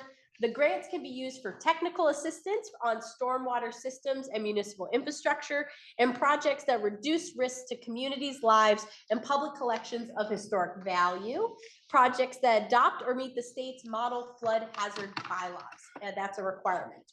The grant application projects would need to meet standards set by DEC and their stream alteration rule and the flood hazard and river corridor rule. The funds could be used as matches for FEMA and other federal grant funds. And the prioritization that we list inside the bill would include communities identified as high on the Municipal Vulnerability Index.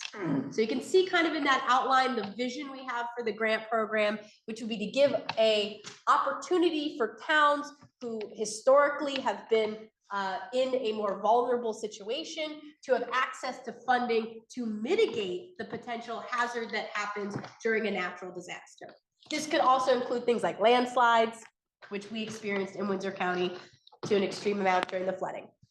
Section 2 is the actual creation of the grant program and requires a report back on January 15th every year to multiple committees in the State House. Section 3 is the appropriations section for the grant program. In our bill, it's at $15 million. You'll hear more about that later. Section 4, this is now no longer talking about the grant program. This section increases the amount of the Vermont Fire Service Training Council to include an additional fund of $150,000 to the Emergency Medical Service Special Fund AKA the EMS Special Fund for Training. We heard loud and clear from our EMS folks that they are struggling. And when you think about natural disasters and the response that we need from EMS, we want highly trained, active professionals who are available to pull people out of cars and to protect them and to administer medical services. So we heard that from our EMS professionals who felt that they could utilize more funding to get more people in the field so that we have those people available to us when we experience a natural disaster. Section 5. So these next two sections are very important to me because they refer to Department of Public Works and the definitions that we have for Department of Public Works staff, as well as benefits that are provided in the instance of death while responding to a natural disaster. So this bill incorporates sections of S325, which is an act relating to the survivor benefits for public works employees. This section in particular, though, creates a definition of first responder to include Department of Public Works personnel and water, wastewater, and stormwater personnel who will be treated akin to traditional emergency-oriented professionals like firefighters and police for the purposes of emergency response. This is important, and we've heard from our Department of Public Works staff why it's so important, and particularly from Rural Water, who came and testified to us. So water and wastewater utilities have been designated as critical infrastructure by the Department of Homeland Security and FEMA, and they recently added water systems as the 8th community lifeline. I think we can all understand why that might be the case, but to add why, though, in case you don't know why, water and wastewater workers have also received no such state and federal regulation or recognition to designate them as first responders. So it doesn't quite add up. We have this critical community lifeline infrastructure, but then in an emergency situation when folks need to be there to protect or maintain or respond to fix that infrastructure or check on that infrastructure, they're not considered first responders. And in the real world, during flooding, both during Hurricane Irene and this summer, we saw how that gap in their first responder status actually made it more difficult for our Department of Public Works folks to do their jobs. So it's not just symbolic, it's also how they're incorporated into emergency response. So drinking water and wastewater personnel are the first line of defense to protect public health and our natural environment. They do things like maintain fire hydrants, ensure adequate flows and pressures for firefighting. They also provide safe, potable water and sewer services at critical facilities like hospitals, nursing homes, emergency shelters. And without those services, those facilities would have to be evacuated and they would have to close their doors to vulnerable populations. So why do we need to change this definition? Not just because symbolically it would be a benefit to our DPW staff to say, hey, you're doing critical work, you should be considered first responders, but also because it guarantees access to things like treatment plants and collection and distribution infrastructure. So when there are things like stay-at-home orders due to the pandemic, or weather-related travel restrictions or checkpoints in communities that are devastated by flood damage, they can still then be able to go to that location and repair those critical pieces of infrastructure like our water and wastewater systems. In addition, representatives of these systems are needed to be automatically included in local and emergency regional planning and hazard mitigation efforts. So it's a part of planning and direct response. Section 6 further adds to that, where it increases the monetary benefit to the survivor of emergency personnel or public works professionals to be up to $50,000 to $80,000, as well as enabling the emergency board to seek additional funds off session in the event that the balance of the to be renamed Emergency and Public Works Personnel Survivors Benefit Special Fund is insufficient to pay monetary benefits. This matters. It matters because during Hurricane Irene, 2 of the individuals that we lost during that flood were Department of Public Works folks. Individuals who were responding during the flood in Rutland to actually be able to protect those facilities who passed away in the line of duty during a natural disaster. Just like firefighters, their family, their spouses deserve the death benefits that we provide to other first responders. This is not only a response to that incident that happened here in our state, but the likelihood that we will continue to see incidents like this happen and to protect those families from the tragedy of the loss of someone in that scenario. Moving beyond DPW workers and their status and access to death benefits, we get to section 7, where we'll be, and that's the remainder of the section 7 through 12, look at the state emergency management plan. So the state emergency management plan, as created by DPS and VEM, Vermont Emergency Management Division, this would be an updated plan in section 7 that at least every 5 years, they would need to have an updated plan.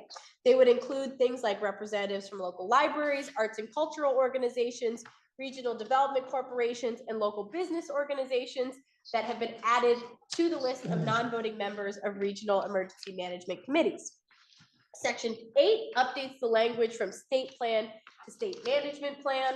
Section 9, this section looks at our local emergency planning committees and adds language, related to EPCRA. They love acronyms. Emergency Planning and Community Right to Know Act. It adds language to add consultation with persons in charge of local first responders and local emergency management personnel. In section 10, this section has the creation of the state emergency management plan, which will be published no less than every 5 years. It will detail response systems during all hazard events like communications, coordination with the state, local, and volunteer entities, along with state and federal resources. It will detail emergency preparedness goals to protect against, mitigate, and then recover from all hazards events. It will also provide templates and guidance for local emergency plans that support municipalities in their own emergency management planning.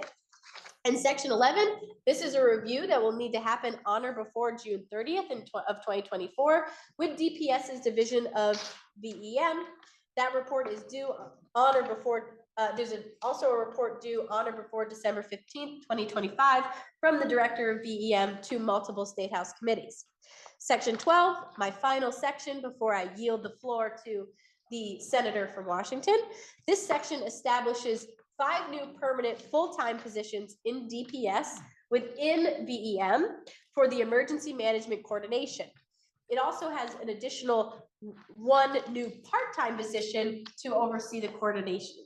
That's a total of $550,000 for those positions starting in fiscal year 2025. What we heard from VEM was that not having enough regional coordinators during a time of disaster, I think logically we can all see how that's a problem if you don't have a point person from emergency management to go to when you're on the ground and you're in a stressful natural disaster situation. You want to have a go-to person.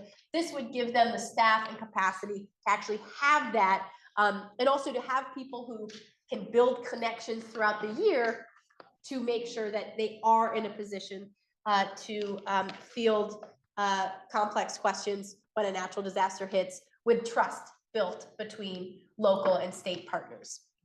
With that, I would yield the floor to the senator, the junior senator from Washington. The junior senator from Windsor yields to the junior senator from Washington. Thank you, Mr. President. I have 5 sections of the bill, or I should say 5 aspects of the bill. Just to give you a preview, those parts are stormwater utilities, urban search and rescue, 211 data privacy, emergency communications, and language assistance. So first, stormwater utilities, which are sections 13 through 15. And if you're following along the calendar, it starts on page 1810. In case you're not familiar with stormwater utilities, they are a dedicated funding stream through which a municipality can pay for their stormwater system, just like any other utility. With a water utility, the more water you use, the more you pay. In the case of stormwater, the more impervious surface on your property, the more stormwater you generate, and therefore the more you would pay. So for example, a big box store surrounded by a large parking lot would pay much more than, say, a homeowner with a single family home and a short driveway. One of the goals with stormwater is to slow it down and let it settle out. So not only does it have water quality benefits, it can help with inundation and erosion damage to property if it's managed well. Not a lot of municipalities have stormwater utilities, and that may be in part because the statutes are a little confusing, mainly because there are 3 chapters that pertain to stormwater utilities. One chapter is about intermunicipal stormwater utilities, but the other 2 are somewhat redundant. So sections 13 through 15 are primarily just a cleanup of statute in which we combine 2 chapters that pertain to stormwater utilities into 1 chapter. So now there's one place to look for a single municipality that's interested in creating a stormwater utility. In combining these chapters, we didn't want to exclude or invalidate any extant stormwater utility boards. So we took a broad view to ensure that everyone would still be able to legally operate after these chapters were combined. We didn't have time to take on substantive changes, but we did add more permissive language to allow for stormwater utility boards to have more flexibility. They are now allowed to, 1, use equivalent residential units or ERUs to calculate the charge. This would be a municipality's estimate on what a typical home's impervious surface might be. Many stormwater utilities already use ERUs or equivalent residential units to make this calculation. This language just makes that explicitly allowed. It defines stormwater management systems which had not been previously defined. And 3, it allows municipalities to use the stormwater revenues to be used for things like flood resiliency, floodplain restoration, and similar measures. The vast majority of this section, which is many pages, is just conforming language that takes language from 24 VSA chapter 97 and puts it into chapter 101. And then section 15 deletes the now redundant chapter 97. So on to my second topic, which is urban search and rescue. So section 16 codifies in statute an existing subgroup of the Vermont Emergency Management and renames it the Urban Search and Rescue Team. First, what does this group do? They provide advanced technical search and rescue capabilities to victims and trapped or entombed in structurally damaged buildings. You may be more familiar with the term swift water rescues, which is just one function they perform, which was used through the flooding last summer. They deploy to natural or man-made disasters, hurricanes, floods, conflagrations, explosions, et cetera, are incidents that are beyond the capability of local emergency services. So why rename them? And why codify them in state statute? The federal government uses the term urban search and rescue team for what this group already does, which serves all of Vermont, so it has nothing to do with performing help or only helping in urban settings. And however, we do want federal funding for this group, and this group, if we want federal funding for this group, it needs to be called the Urban Search and Rescue Team as codified into law. And also Vermont Emergency Management asked for this change. In addition to performing rescues themselves, it is helpful to have a state level coordinating organization because even though there are regional or local search and rescue teams, they often borrow the same people from local fire or EMS teams. So in the case of a statewide emergency, as we experienced last summer, state coordination was needed. Hopefully, establishing them in statute with a new name that's ubiquitous at the federal level, we'll be able to pull down more federal funding. But in the meanwhile, this group needs to be funded more sustainably than it currently is to facilitate the operations of the team. So there's an appropriation of $750,000 to support it, which is, I believe, amended by the Appropriations Committee. So my third topic is on the 211 data. There's a lot to be said about how 211 and the flow of information could have been better during last year's flooding. And this section doesn't solve all of those problems, but it does address one small aspect of concern, which has to do with data privacy. We heard in testimony that there were no guardrails on how data collected by 211 was shared with organizations that wanted to help with volunteering. Vermont 211 is run by the United Way, and in doing so, they're acting in a quasi-governmental capacity. So does the public records law apply to them? This section makes it clear. Section 17 allows 211 data to be shared for the purposes of coordinating relief work, but otherwise lists of names and personal information are exempt from public inspection pursuant to the Public Records Act. This section requires Vermont 211 to keep confidential any personal information acquired from victims of natural disasters, except for coordinating relief work for affected individuals. My fourth topic here, emergency communications. So these are sections 18 through 20. One communication tool that has been successfully used in other states is what we might call reverse 911. We don't have that, but we do have the Vermont alert system. But it may not be reaching everyone that needs to hear of a particular alert, and there may be better ways of initiating alerts. So without being prescriptive, Section 18 asks Vermont Emergency Management to work together with the E911 board to come up with a policy to more efficiently and expeditiously use the Vermont alert system. Section 19 we'll be seeing an amendment on, and so I'm going to skip that part entirely for now. Section 20 requires the enhanced 911 board to evaluate and report on current tariffs for 911 services relative to how much 911 services actually cost, and looks at how other states fund their 911 services. And finally, for my part, sections 21 through 23 are about language assistance services during emergencies. One of the things we heard in testimony is that information about the flood was not available in a timely way to Vermonters who are deaf, hard of hearing, deafblind, or had limited English proficiency.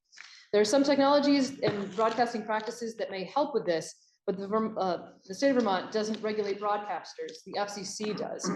But still, ultimately, Vermont needs to have someone responsible to make sure this information is ultimately available to all Vermonters. So Section 21 makes it clear that Vermont Emergency Management, it makes it clear that it's Vermont Emergency Management's responsibility to ensure that language assistance services are being provided to individuals who are deaf, hard of hearing, and deafblind, and to individuals with limited English proficiency for all emergency communications. Vermont Emergency Management will meet annually with members of these various communities to discuss the adequacy of language assistance services. And Section 23 creates the Language Assistance Services for Emergency Communications Working Group, which includes broadcasters to develop and report on best practices for language assistance services during emergencies. And going backwards just a little bit, Section 22 appropriates money for improving state police radio communications and for outreach to increase Vermont alert registration and emergency preparedness. That's it for me, and I'm going to yield to my chair, the Senator from Addison. Senator from Washington yields to the Senator from Madison. Thank you, Mr. President. I'm going to pick up on section 24, which if you're following along at home is page 1826 of today's calendar. And this just asks simply for a report back from the University of Vermont and the Vermont State University on whether or not they could develop a post-secondary disaster management program, and requires them to talk about the associated costs, enrollments, and aspects of the curricula for that program.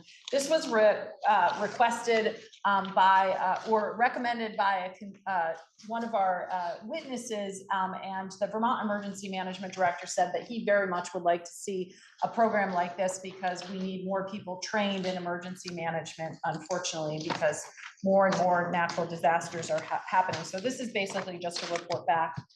And then the next sections 25 through 35, there are a lot of sections just because there are lots of sections in the statute, but this just updates the sections of the statutes relating to the emergency powers of the governor and emergency management, mostly bringing this language up to sort of modern day language. A lot of these statutes were written in the 1950s, post-World War II, and they sort of have that kind of Red Scare communist, anti-communist kind of feel to them, talking about enemy attack and things like that. So a lot of it is just updating the language to make it more 21st century language,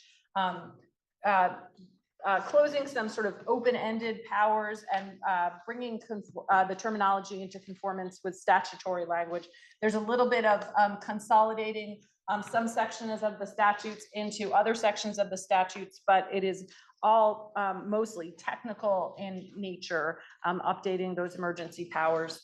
And then the final large section is sections 36 and 37. I'm not going to go into too much detail of this because this, as you might recall, in the Budget Adjustment Act, we provided funding for towns that were flooded during the July flooding events last year. And you might recall that I asked on the floor if it also covered towns that were flooded in the August and December events. and it did not. So the language in sections 36 and 37 are exactly the same as at the budget adjustment, but just say August and December instead of July. And so that all the towns that were flooded during 2023 will have equal support from the state. This will be removed in the appropriations amendment, but that's what it is. The final section of the bill is, of course, the effective dates. The act will take effect on July 1st, 2024, except for one section of the bill that the senator from Washington talked about, which was the language access section, which requires Vermont Emergency Management to provide translation services for all emergency communications. That will take effect on July 1st, 2025, so that the working group between the Vermont Emergency Management, the broadcasters, and the disability rights groups have a chance to work out how literally how the technical aspects will work out. Other than that, everything takes place on July 1st, 2024. Mr. President, as I mentioned before, we heard from an enormous list of witnesses. I can read them all to you, but I'm sure you don't want me to. But we heard from numerous people in the administration and in our local governments, in nonprofit organizations and community organizations, from Vermonters themselves who were impacted by the floods, from a lot of people who work as first responders and work in the field of emergency management. I want to just say a special shout out to Eric Forend, who is our Director of Emergency Management. He was literally sitting at the table with us the entire time we were working on this bill. We checked in with him pretty much daily. My committee was surprised that I let him interrupt me several times, in fact, because he was just incredibly helpful in getting this done and making recommendations and ensuring that we were working in a way that was appropriate and aligned well with the Vermont Emergency Management System. I also want to thank our drafting attorney, Tim Devlin, who's sitting over here. He did yeoman's work in putting together a really complicated bill. Mr. President, your Government Operations Committee did a lot of work on this bill in an effort to make sure that Vermonters will be safer the next time and that their government response will be even better than it was before. We passed the bill on a vote of 5-1-0, and we ask for your support. Thank you very much, Mr. President. The bill was referred to the Committee on Finance, which recommends that the bill be amended, that the amendment be amended, actually. To hear from the Committee on Finance, Senator from Washington. My apologies. Thank you, Mr. President. I am the senior senator from Washington. The senior senator from Washington. Jumping up. Senate Finance got a chance to look at this bill twice last week. And it was our crossover week, and we were on the floor late, so we had some limited time. We looked at section 4, which increases the amount from 150,000 to 350,000. That is raised by an assessment on insurance companies based on the number of policies they write within the state. So there's thousands of them, so it doesn't hit anyone particularly hard. This goes to the Fire Training Service Council for training. We felt that they were going to need more training if we were going to have more floods like last year, and so that seemed reasonable. Then we got to section 19, and we got to this section of the bill last Friday, so we knew we had to make a decision. Section 19 basically requires communications carriers to make reports to both the E911 board and to individual customers. And when it came to us, and it seemed even darker than it is today, nobody seemed to be in agreement. There was possible, amendments. There were people on the screen that were disagreeing. It did not feel like a proposal that was ready for prime time. felt like the first day of discussion rather than we're right there. So knowing we had to move on, we just recommended that that section be deleted. It isn't really, integral to the basic flood resiliency. And our vote, I believe, was 601. I can look it up. Calendar indicates 610. 610. So thank you, Mr. President. Well, I would potentially be interested in calling on the middling senator from Washington. It's not the appropriate time. There's still the appropriations report prior to the substitute amendment, as I understand it. Is that? The reports have to occur Okay. first. The senator, the bill was then referred to the Committee on Appropriations, which consider the same. And for actually the report of the Committee on Appropriations, it is the middling senator from Washington. I guess, thank you, Mr. President. Your Committee on Appropriations did review S310, and if a bill is to be judged by the number of instances of amendment that appropriations has, S310 would be winning, because they had the most instances of amendment of any bill this year with 8. So you'll find our 8 instances of amendment on page 1838, but I'm going to go through the pages where they occur in S310 as in the calendar. So our first is on page 1799. First instance, this is one instance that is not dealing with money directly, but it does deal with money and how it's appropriated or transferred.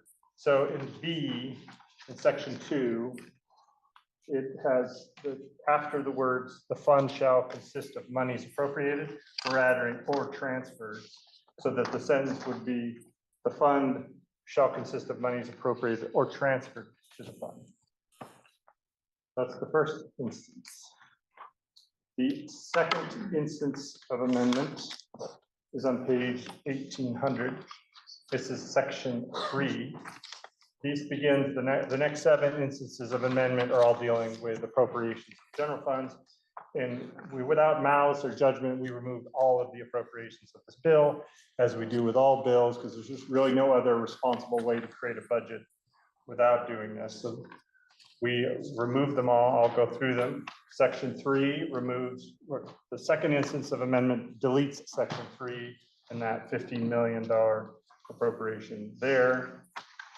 The third instance is deleting section 12 in its entirety. That created 5.5 positions. And then the appropriation for those positions is there. We are proposing to delete that section. The fourth instance of amendment strikes section 16, which begins on page 1821. But an easier way to say that is that we're really just striking D on page 1822 because we're proposing to put back in the language of the USAR, but we're just taking out the appropriations, the $750,000 of base funding. That is what we're really recommending be deleted. The fifth instance of amendment is on page 1825, and we're similar to the last instance of amendment. We're proposing to delete section 20. We replace A, and so we're really just deleting B, which is the $25,000 appropriation there. The sixth instance is deleting entire section 22, which has 2 appropriations in it. You can see there in A and B. So that whole section is to be deleted in this amendment. That's on page 1826. The seventh instance of amendment is on page 1836, and this deletes the entire section 36, which you'll see under C, there's several appropriations there. So we're just deleting that entire section that creates that grant program. And very similarly, we're recommending we delete section 37, which is setting up a relief and assistance fund as appropriations. So we're recommending delete that and the appropriations. So those are 8 instances of amendment. The vote on this amendment was 7-0-0, and we hope the Senate supports this amendment from your Committee on Appropriations. Now, I just want to say, I hope you'll all bear with me. This is going to be an interesting sequence of procedures and votes. And due to my car malfunctioning on the way home last night and a pig farrowing last night, I've only had about 4 hours of sleep. So I'll do my best to articulate each step along the way. If there are any questions, please feel free to ask for clarity.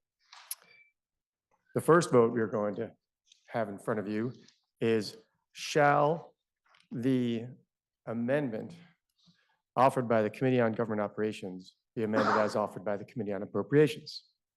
Pretty straightforward. Are you ready for the question? Senator from Franklin. Thank you, Mr. President. May I ask for a brief recess? We will have a recess until the fall of the gavel.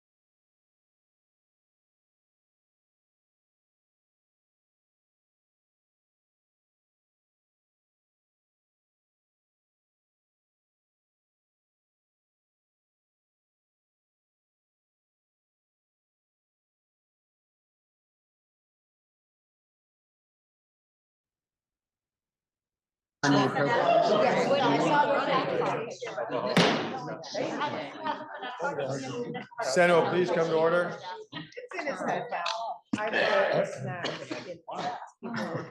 If my memory is correct, the current question is, shall the report of the Committee on Government Operations be amended as offered by the Committee on Appropriations? Are you ready for the question?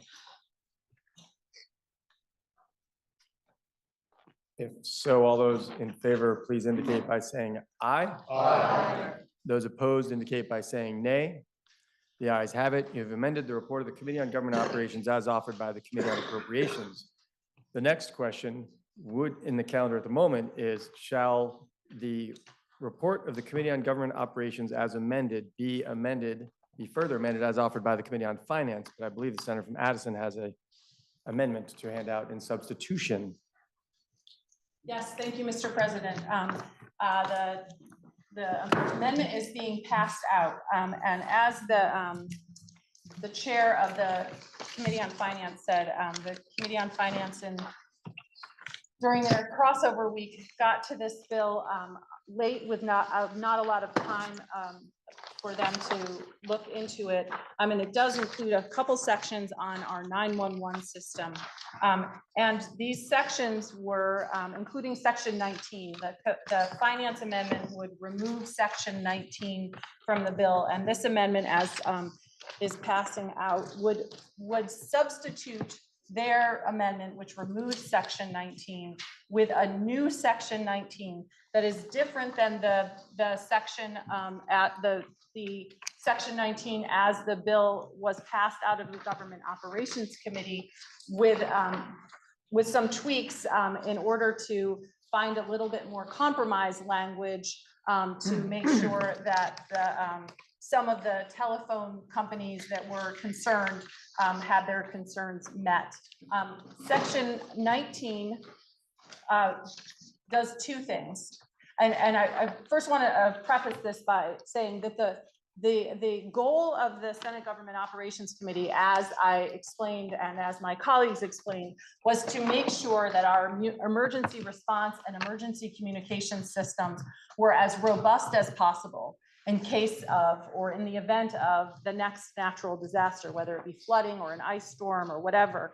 And part of a crucial part of our emergency communication system is our 911 system.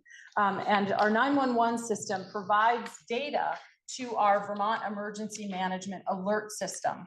And the Vermont Emergency Management Alert System can use that data for reverse 911 alerts, and also to provide those text alerts that many of us get.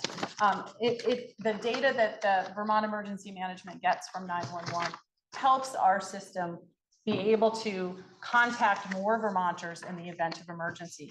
So when we heard from Vermont Emergency Management, their emergency communications people, and from 911, we asked them, is there something we could do to make our system even better, more responsive, and to make sure that more Vermonters were included in our already excellent 911 system? We have one of the best 911 systems in the country. And what they said, what they requested of us, was that we actually require that more telecom companies, the ones that aren't currently providing data to the 911 system, be required to provide data to the 911 system. Currently, 911 already collects customer information from legacy wireline carriers like Consolidated and the other phone companies around Vermont. So most phone companies already provide this. What 911 wants to do is collect the same type of data from what are known as the VoIP providers. Those are the voice over IP providers. So for example, Comcast is the main one in Vermont. So what that data is the number and the location of that number, so that if there's an emergency, that 911 system knows that that number exists and where the location of that number is. It's kept confidential, it's not shared, it's all within the emergency system. It is already done by phone companies. Most phone companies, this would just bring the data from additional phone companies into the 911 system. between the time the bill passed out of GovOps and the time that this amendment was written, the 911 system worked with Comcast to come to compromise language that Comcast was comfortable with. We in the Government Operations Committee heard from Comcast, from Jim White, I believe his name was, from Comcast, saying that he is okay with this language, that he felt that it worked for them and they were comfortable with it. This language was also approved by the Vermont Emergency Management, by Eric Forand at Vermont Emergency Management, and by Hunter Thompson at the Department of Public Service. So they all worked together on this language that first was originally in the bill, but even again amended and updated in this amendment that I have before you. The second thing this amendment does related to 911 is it requires phone companies to report to their own customers when there is an outage of service that would impact their ability to call 911. And already the phone companies have to report to 911 when there is an outage, but they don't have to report to us, they're paying customers. And what this would say is they have to report to us, they're paying customers. When their phone service that we pay for goes offline and we can't call 911, they have to let customers know. This is something that, for example, is required in other states, the largest one being California. It is required in California, and it has been working in California, and they provide a notification on the website of the outage and where the outage is. It does not provide specific cell tower data. It does not provide data that is not allowed to be public by the FCC. It is done, the details of this would be done through rule. The rules would establish how the notification would happen and what the requirements are. The Vermont phone companies have agreed to this. It is something that is already done in other countries or in other states, sorry. So that is the second thing. And both of these things were requested to us by the 911 board, Vermont Emergency Management, and the Public Service Department. So those are that is the third instance of amendment in this substitute amendment requires those two things. The first and second are, since we were doing an amendment, we were just adding some very technical changes. The first one removes some language, the language up to $50,000. This was the death benefits that the senator from Windsor talked about for first responders. These were updated in the Budget Adjustment Act. And so this is just making the language in our bill or in this bill the same as what's already in the Budget Adjustment Act. So there's not a conflict in that language. And then the second one instance of amendment is that we noticed that we were asking for a report to be due before the act became effective. So we were just changing the 24 to the 25 so that we didn't have to have a little time machine for that one. So, Mr. President, those are the instances of amendment. This is sponsored by 5 members of the Finance Committee. The 6th one was not with us when we did the amendment, so their name is not on it. I believe you may mean it was offered by the. I'm sorry, the government. GovOps Committee. I'm so sorry. The GovOps Committee. I do not mean to, apologies to the Finance Committee, the GovOps Committee. So we would love to substitute this with removing the section because we believe that it's really important that we do what we can to make the data that our 911 system has more robust and responsive. Thank you, Mr. President. Senator from Finance. Thank you, Mr. President. The Finance Committee spent probably 45 minutes to an hour with the senator from Addison going over this. I think that's the first time I became keenly aware of the frustration of the committee. It's hard to understand the amendment when you don't understand the base amendment it's amending. We do know that the wireless carriers are not on board with this. And so our final decision was we could not either deny or recommend this appropriation because we didn't feel we had enough information to do so. Okay, let me just state the question, because technically for debate, the question has to be stated. The first way I'm going to state it is the way it's on the piece of paper in front of you, just for civics, because I don't think I've ever seen this before.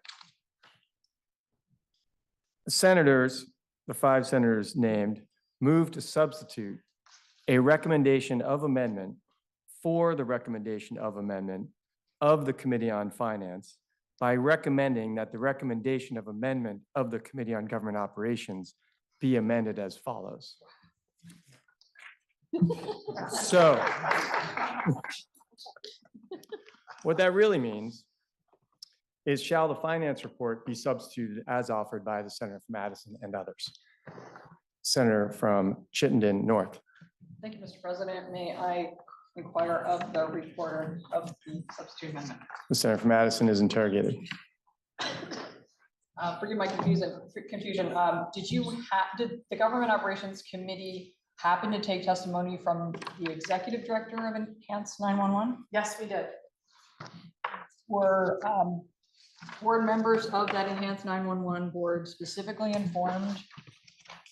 And have they reviewed and approved these changes to their enabling legislation in section 7055? Yes, they have. I have a email from the chair of the board 911 board confirming that the 911 board is supportive of this amendment and that they were involved, and I'm happy to read it out loud if the Senate would like me to, but the 911 board was fully supportive and involved in the creation of this amendment and the testimony of the executive director. Thank you, Mr. President.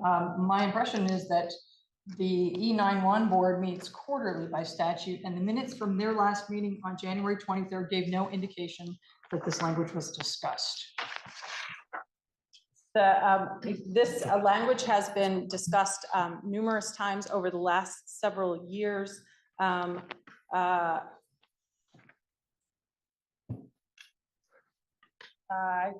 can read exactly what was stated by the chair of the 911 board this morning, as if that would. Without objection, if that's a okay. request. Barb Neal has informed me that you requested, good morning, Senator Hardy. Barb Neal has informed me that you requested a message from me. Barb Neal is the executive director of the E911 board. As the E911 board chair, stating that Barb had the authority from the board to represent the board regarding S310. In the past, Barb has spoken to me and the board about various aspects of the bill. He notes that he received a call from a certain advocate in the building demanding that this be taken up at the next board meeting and suggesting that Barb did not have the authority to address this issue. As the executive director, Barb Neal has testified in various legislative committees on various issues as part of her duties, and she has the full support of the board. In an effort to be transparent, board members were contacted and several responded that they were comfortable with Barb's stance on the bill, with no one stating opposition. Therefore, I will not call for a special meeting to address this matter, and Barb Neal has the authority from the board to carry on. Please contact me if I can be of further help. Regards, Roger Marcoux, chair of the E911 board. Thank you, Mr. President. The 911 executive director is not the board. While she may have authority granted to her in general by them, I think it would be more appropriate to have a public process around this topic now that we've had the floods, because conversations years ago wouldn't necessarily have involved what's transpired since those years ago conversations by the board.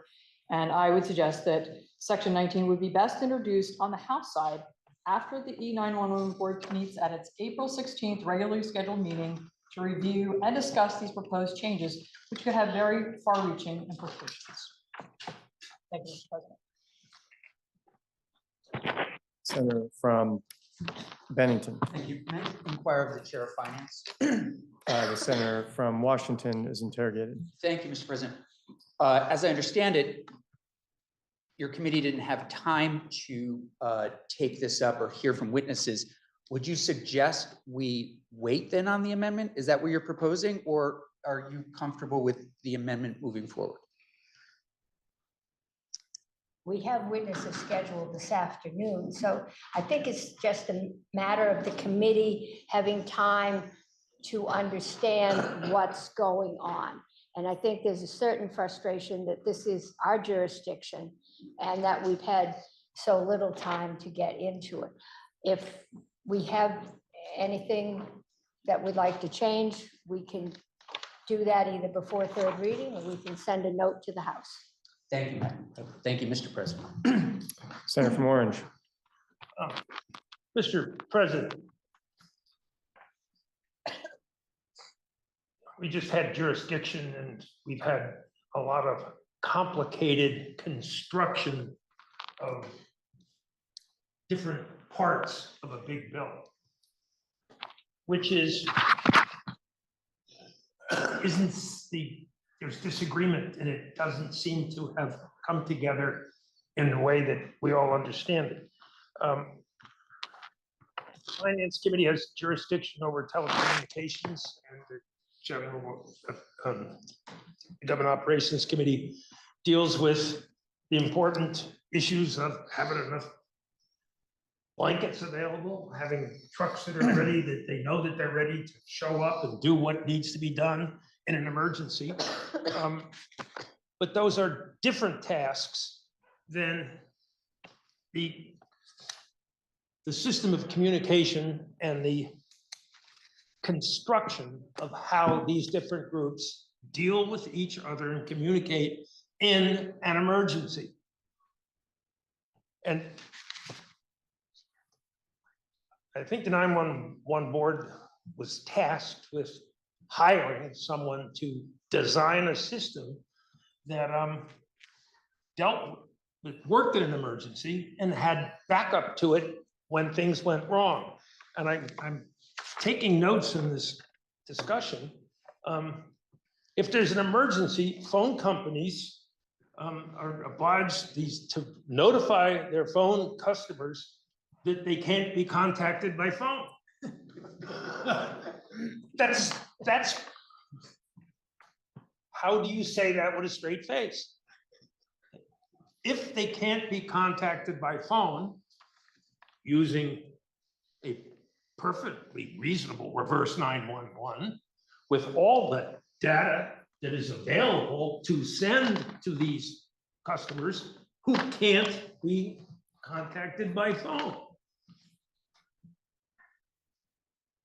So all the good work of the Government Operations Committee to make sure that the data is there and the phone is there and that 911 board knows that there's a reverse 911 system that's available, but the darn thing doesn't work. That's an emergency management issue. And when finance talked to the 911 board, and it's hard to be charitable to all involved, but we talked to the 911 board and posed that question. What happens if Paul Revere's horse falls down and no one's told the British is coming? If the runner who does the 26 miles to Thermopylae drops dead halfway to Thermopylae, what happens? Those are both emergencies. And the finance, some of the finance committee was looking at how do we have a system? We have a system that is going to work if everything works. But we haven't had it explained to us what if part of the system isn't working. How is the response? And the answer we got was, we've been working on this for weeks. We've met for hours. We have discussed this backwards and forward. Terrific. Where's the plan that was commissioned, paid for, to back up the system when it doesn't work in the emergency for which we say we're preparing? We don't see one. It hasn't been presented. And it's not people of bad faith, Mr. President. It's something isn't connected. and folks are passing each other in the night, getting testy and annoyed that they would be questioned on these things. But it hasn't come together as a plan. I was chatting with one of the senators, and I read a book last month. Part of the book was always dangerous when I get off the specifics. It was south of Japan, World War II. There's an island called Chichijima, about a couple 100 miles north of Iwo Jima, where there was a battle raging on. And the top of this mountain was the communications devices for all the Japanese units and battleships and aircraft carriers in the South Pacific. And the US Navy said, you gotta knock that thing out. Once you get that knocked out, the Americans' emergency plans are all gone. And as it turned out, most of the pilots that attacked that place died and were unsuccessful. One, former president of the United States, went down and was rescued by a submarine and survived. Just luck of the draw.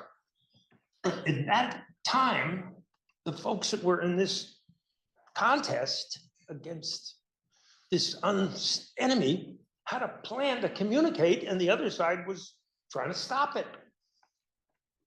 There is no backup to the phone system that is severed unless we're told and shown that there's a backup. And the two committees are focusing on the separate sides of an attempt to have a more robust response and resiliency to an emergency, which they're not going to tell us what the emergency is until it happens. And you have to be prepared before it happens. And the number of blankets that you have around are only good Excuse if you me, know Senator where from Orange, to send it. So Senator Point of from information. Chittenden Central, is your, If I might ask, is a motion to adjourn always in order? just give me just a moment to consult. I've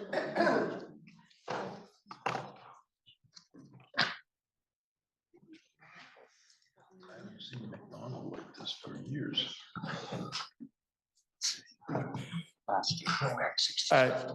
Senator, I believe you asked for a point of order, not a point of information, because a point of information would have been out of order because you didn't have the floor. But your point of order would be that a motion to recess or adjourn is in order when one gets the floor. But at the moment, the senator from Orange has the floor. I would simply register my desire to acquire the floor. At this point, the senator from Orange could yield the floor or continue talking or stop talking. Any of those are options. The senator from Orange has the floor. I figured that out before you told me. I yield to the senator. Thank you. Thank you to my colleague from Orange. Obviously, a complicated issue and one that I had hoped would be resolved today. It is not. So what I would like to do is offer an adjournment motion and stop action where we are. So with the substitute amendment on the floor and pick it up exactly where we are in the morning. So with that intention, Mr. President, my motion would be pending announcements that the Senate stand in adjournment until 11:30 a.m. Friday, March 29th. Are there any announcements? Senator from Washington. Thank you, Mr. President. Senate Finance will meet at the fall of the gather. We have witnesses, I hope, that are still there to help us better understand some of these issues. Senator from Essex, Thank you, Mr. President. Senate institutions will meet at the call of the gavel. Senator from Bennington, President, first of all, I haven't seen the Senator from Orange like that for years, and it's wonderful to see. But seriously, Mr. President, Judiciary will meet at 9 tomorrow morning, and we're voting on a judge first thing. And so I hope everybody will be there right at 9. Thank you. are there any other announcements? Senator from Addison, Under government operations, we'll meet at the follow of the gavel. Don't be late. are there any further announcements? One slight piece of information before I call the motion. That former president's parachute cord was made of hemp. With that, the senator from Chittenden Central has moved that the Senate stand adjournment till Friday, March 29th at 11:30 a.m. Are you ready for the question? If so, all those in favor, please indicate by saying aye. Aye. Those opposed indicate by saying nay. The ayes have it, and the Senate will stand adjournment until Friday, March 29th at 11:30.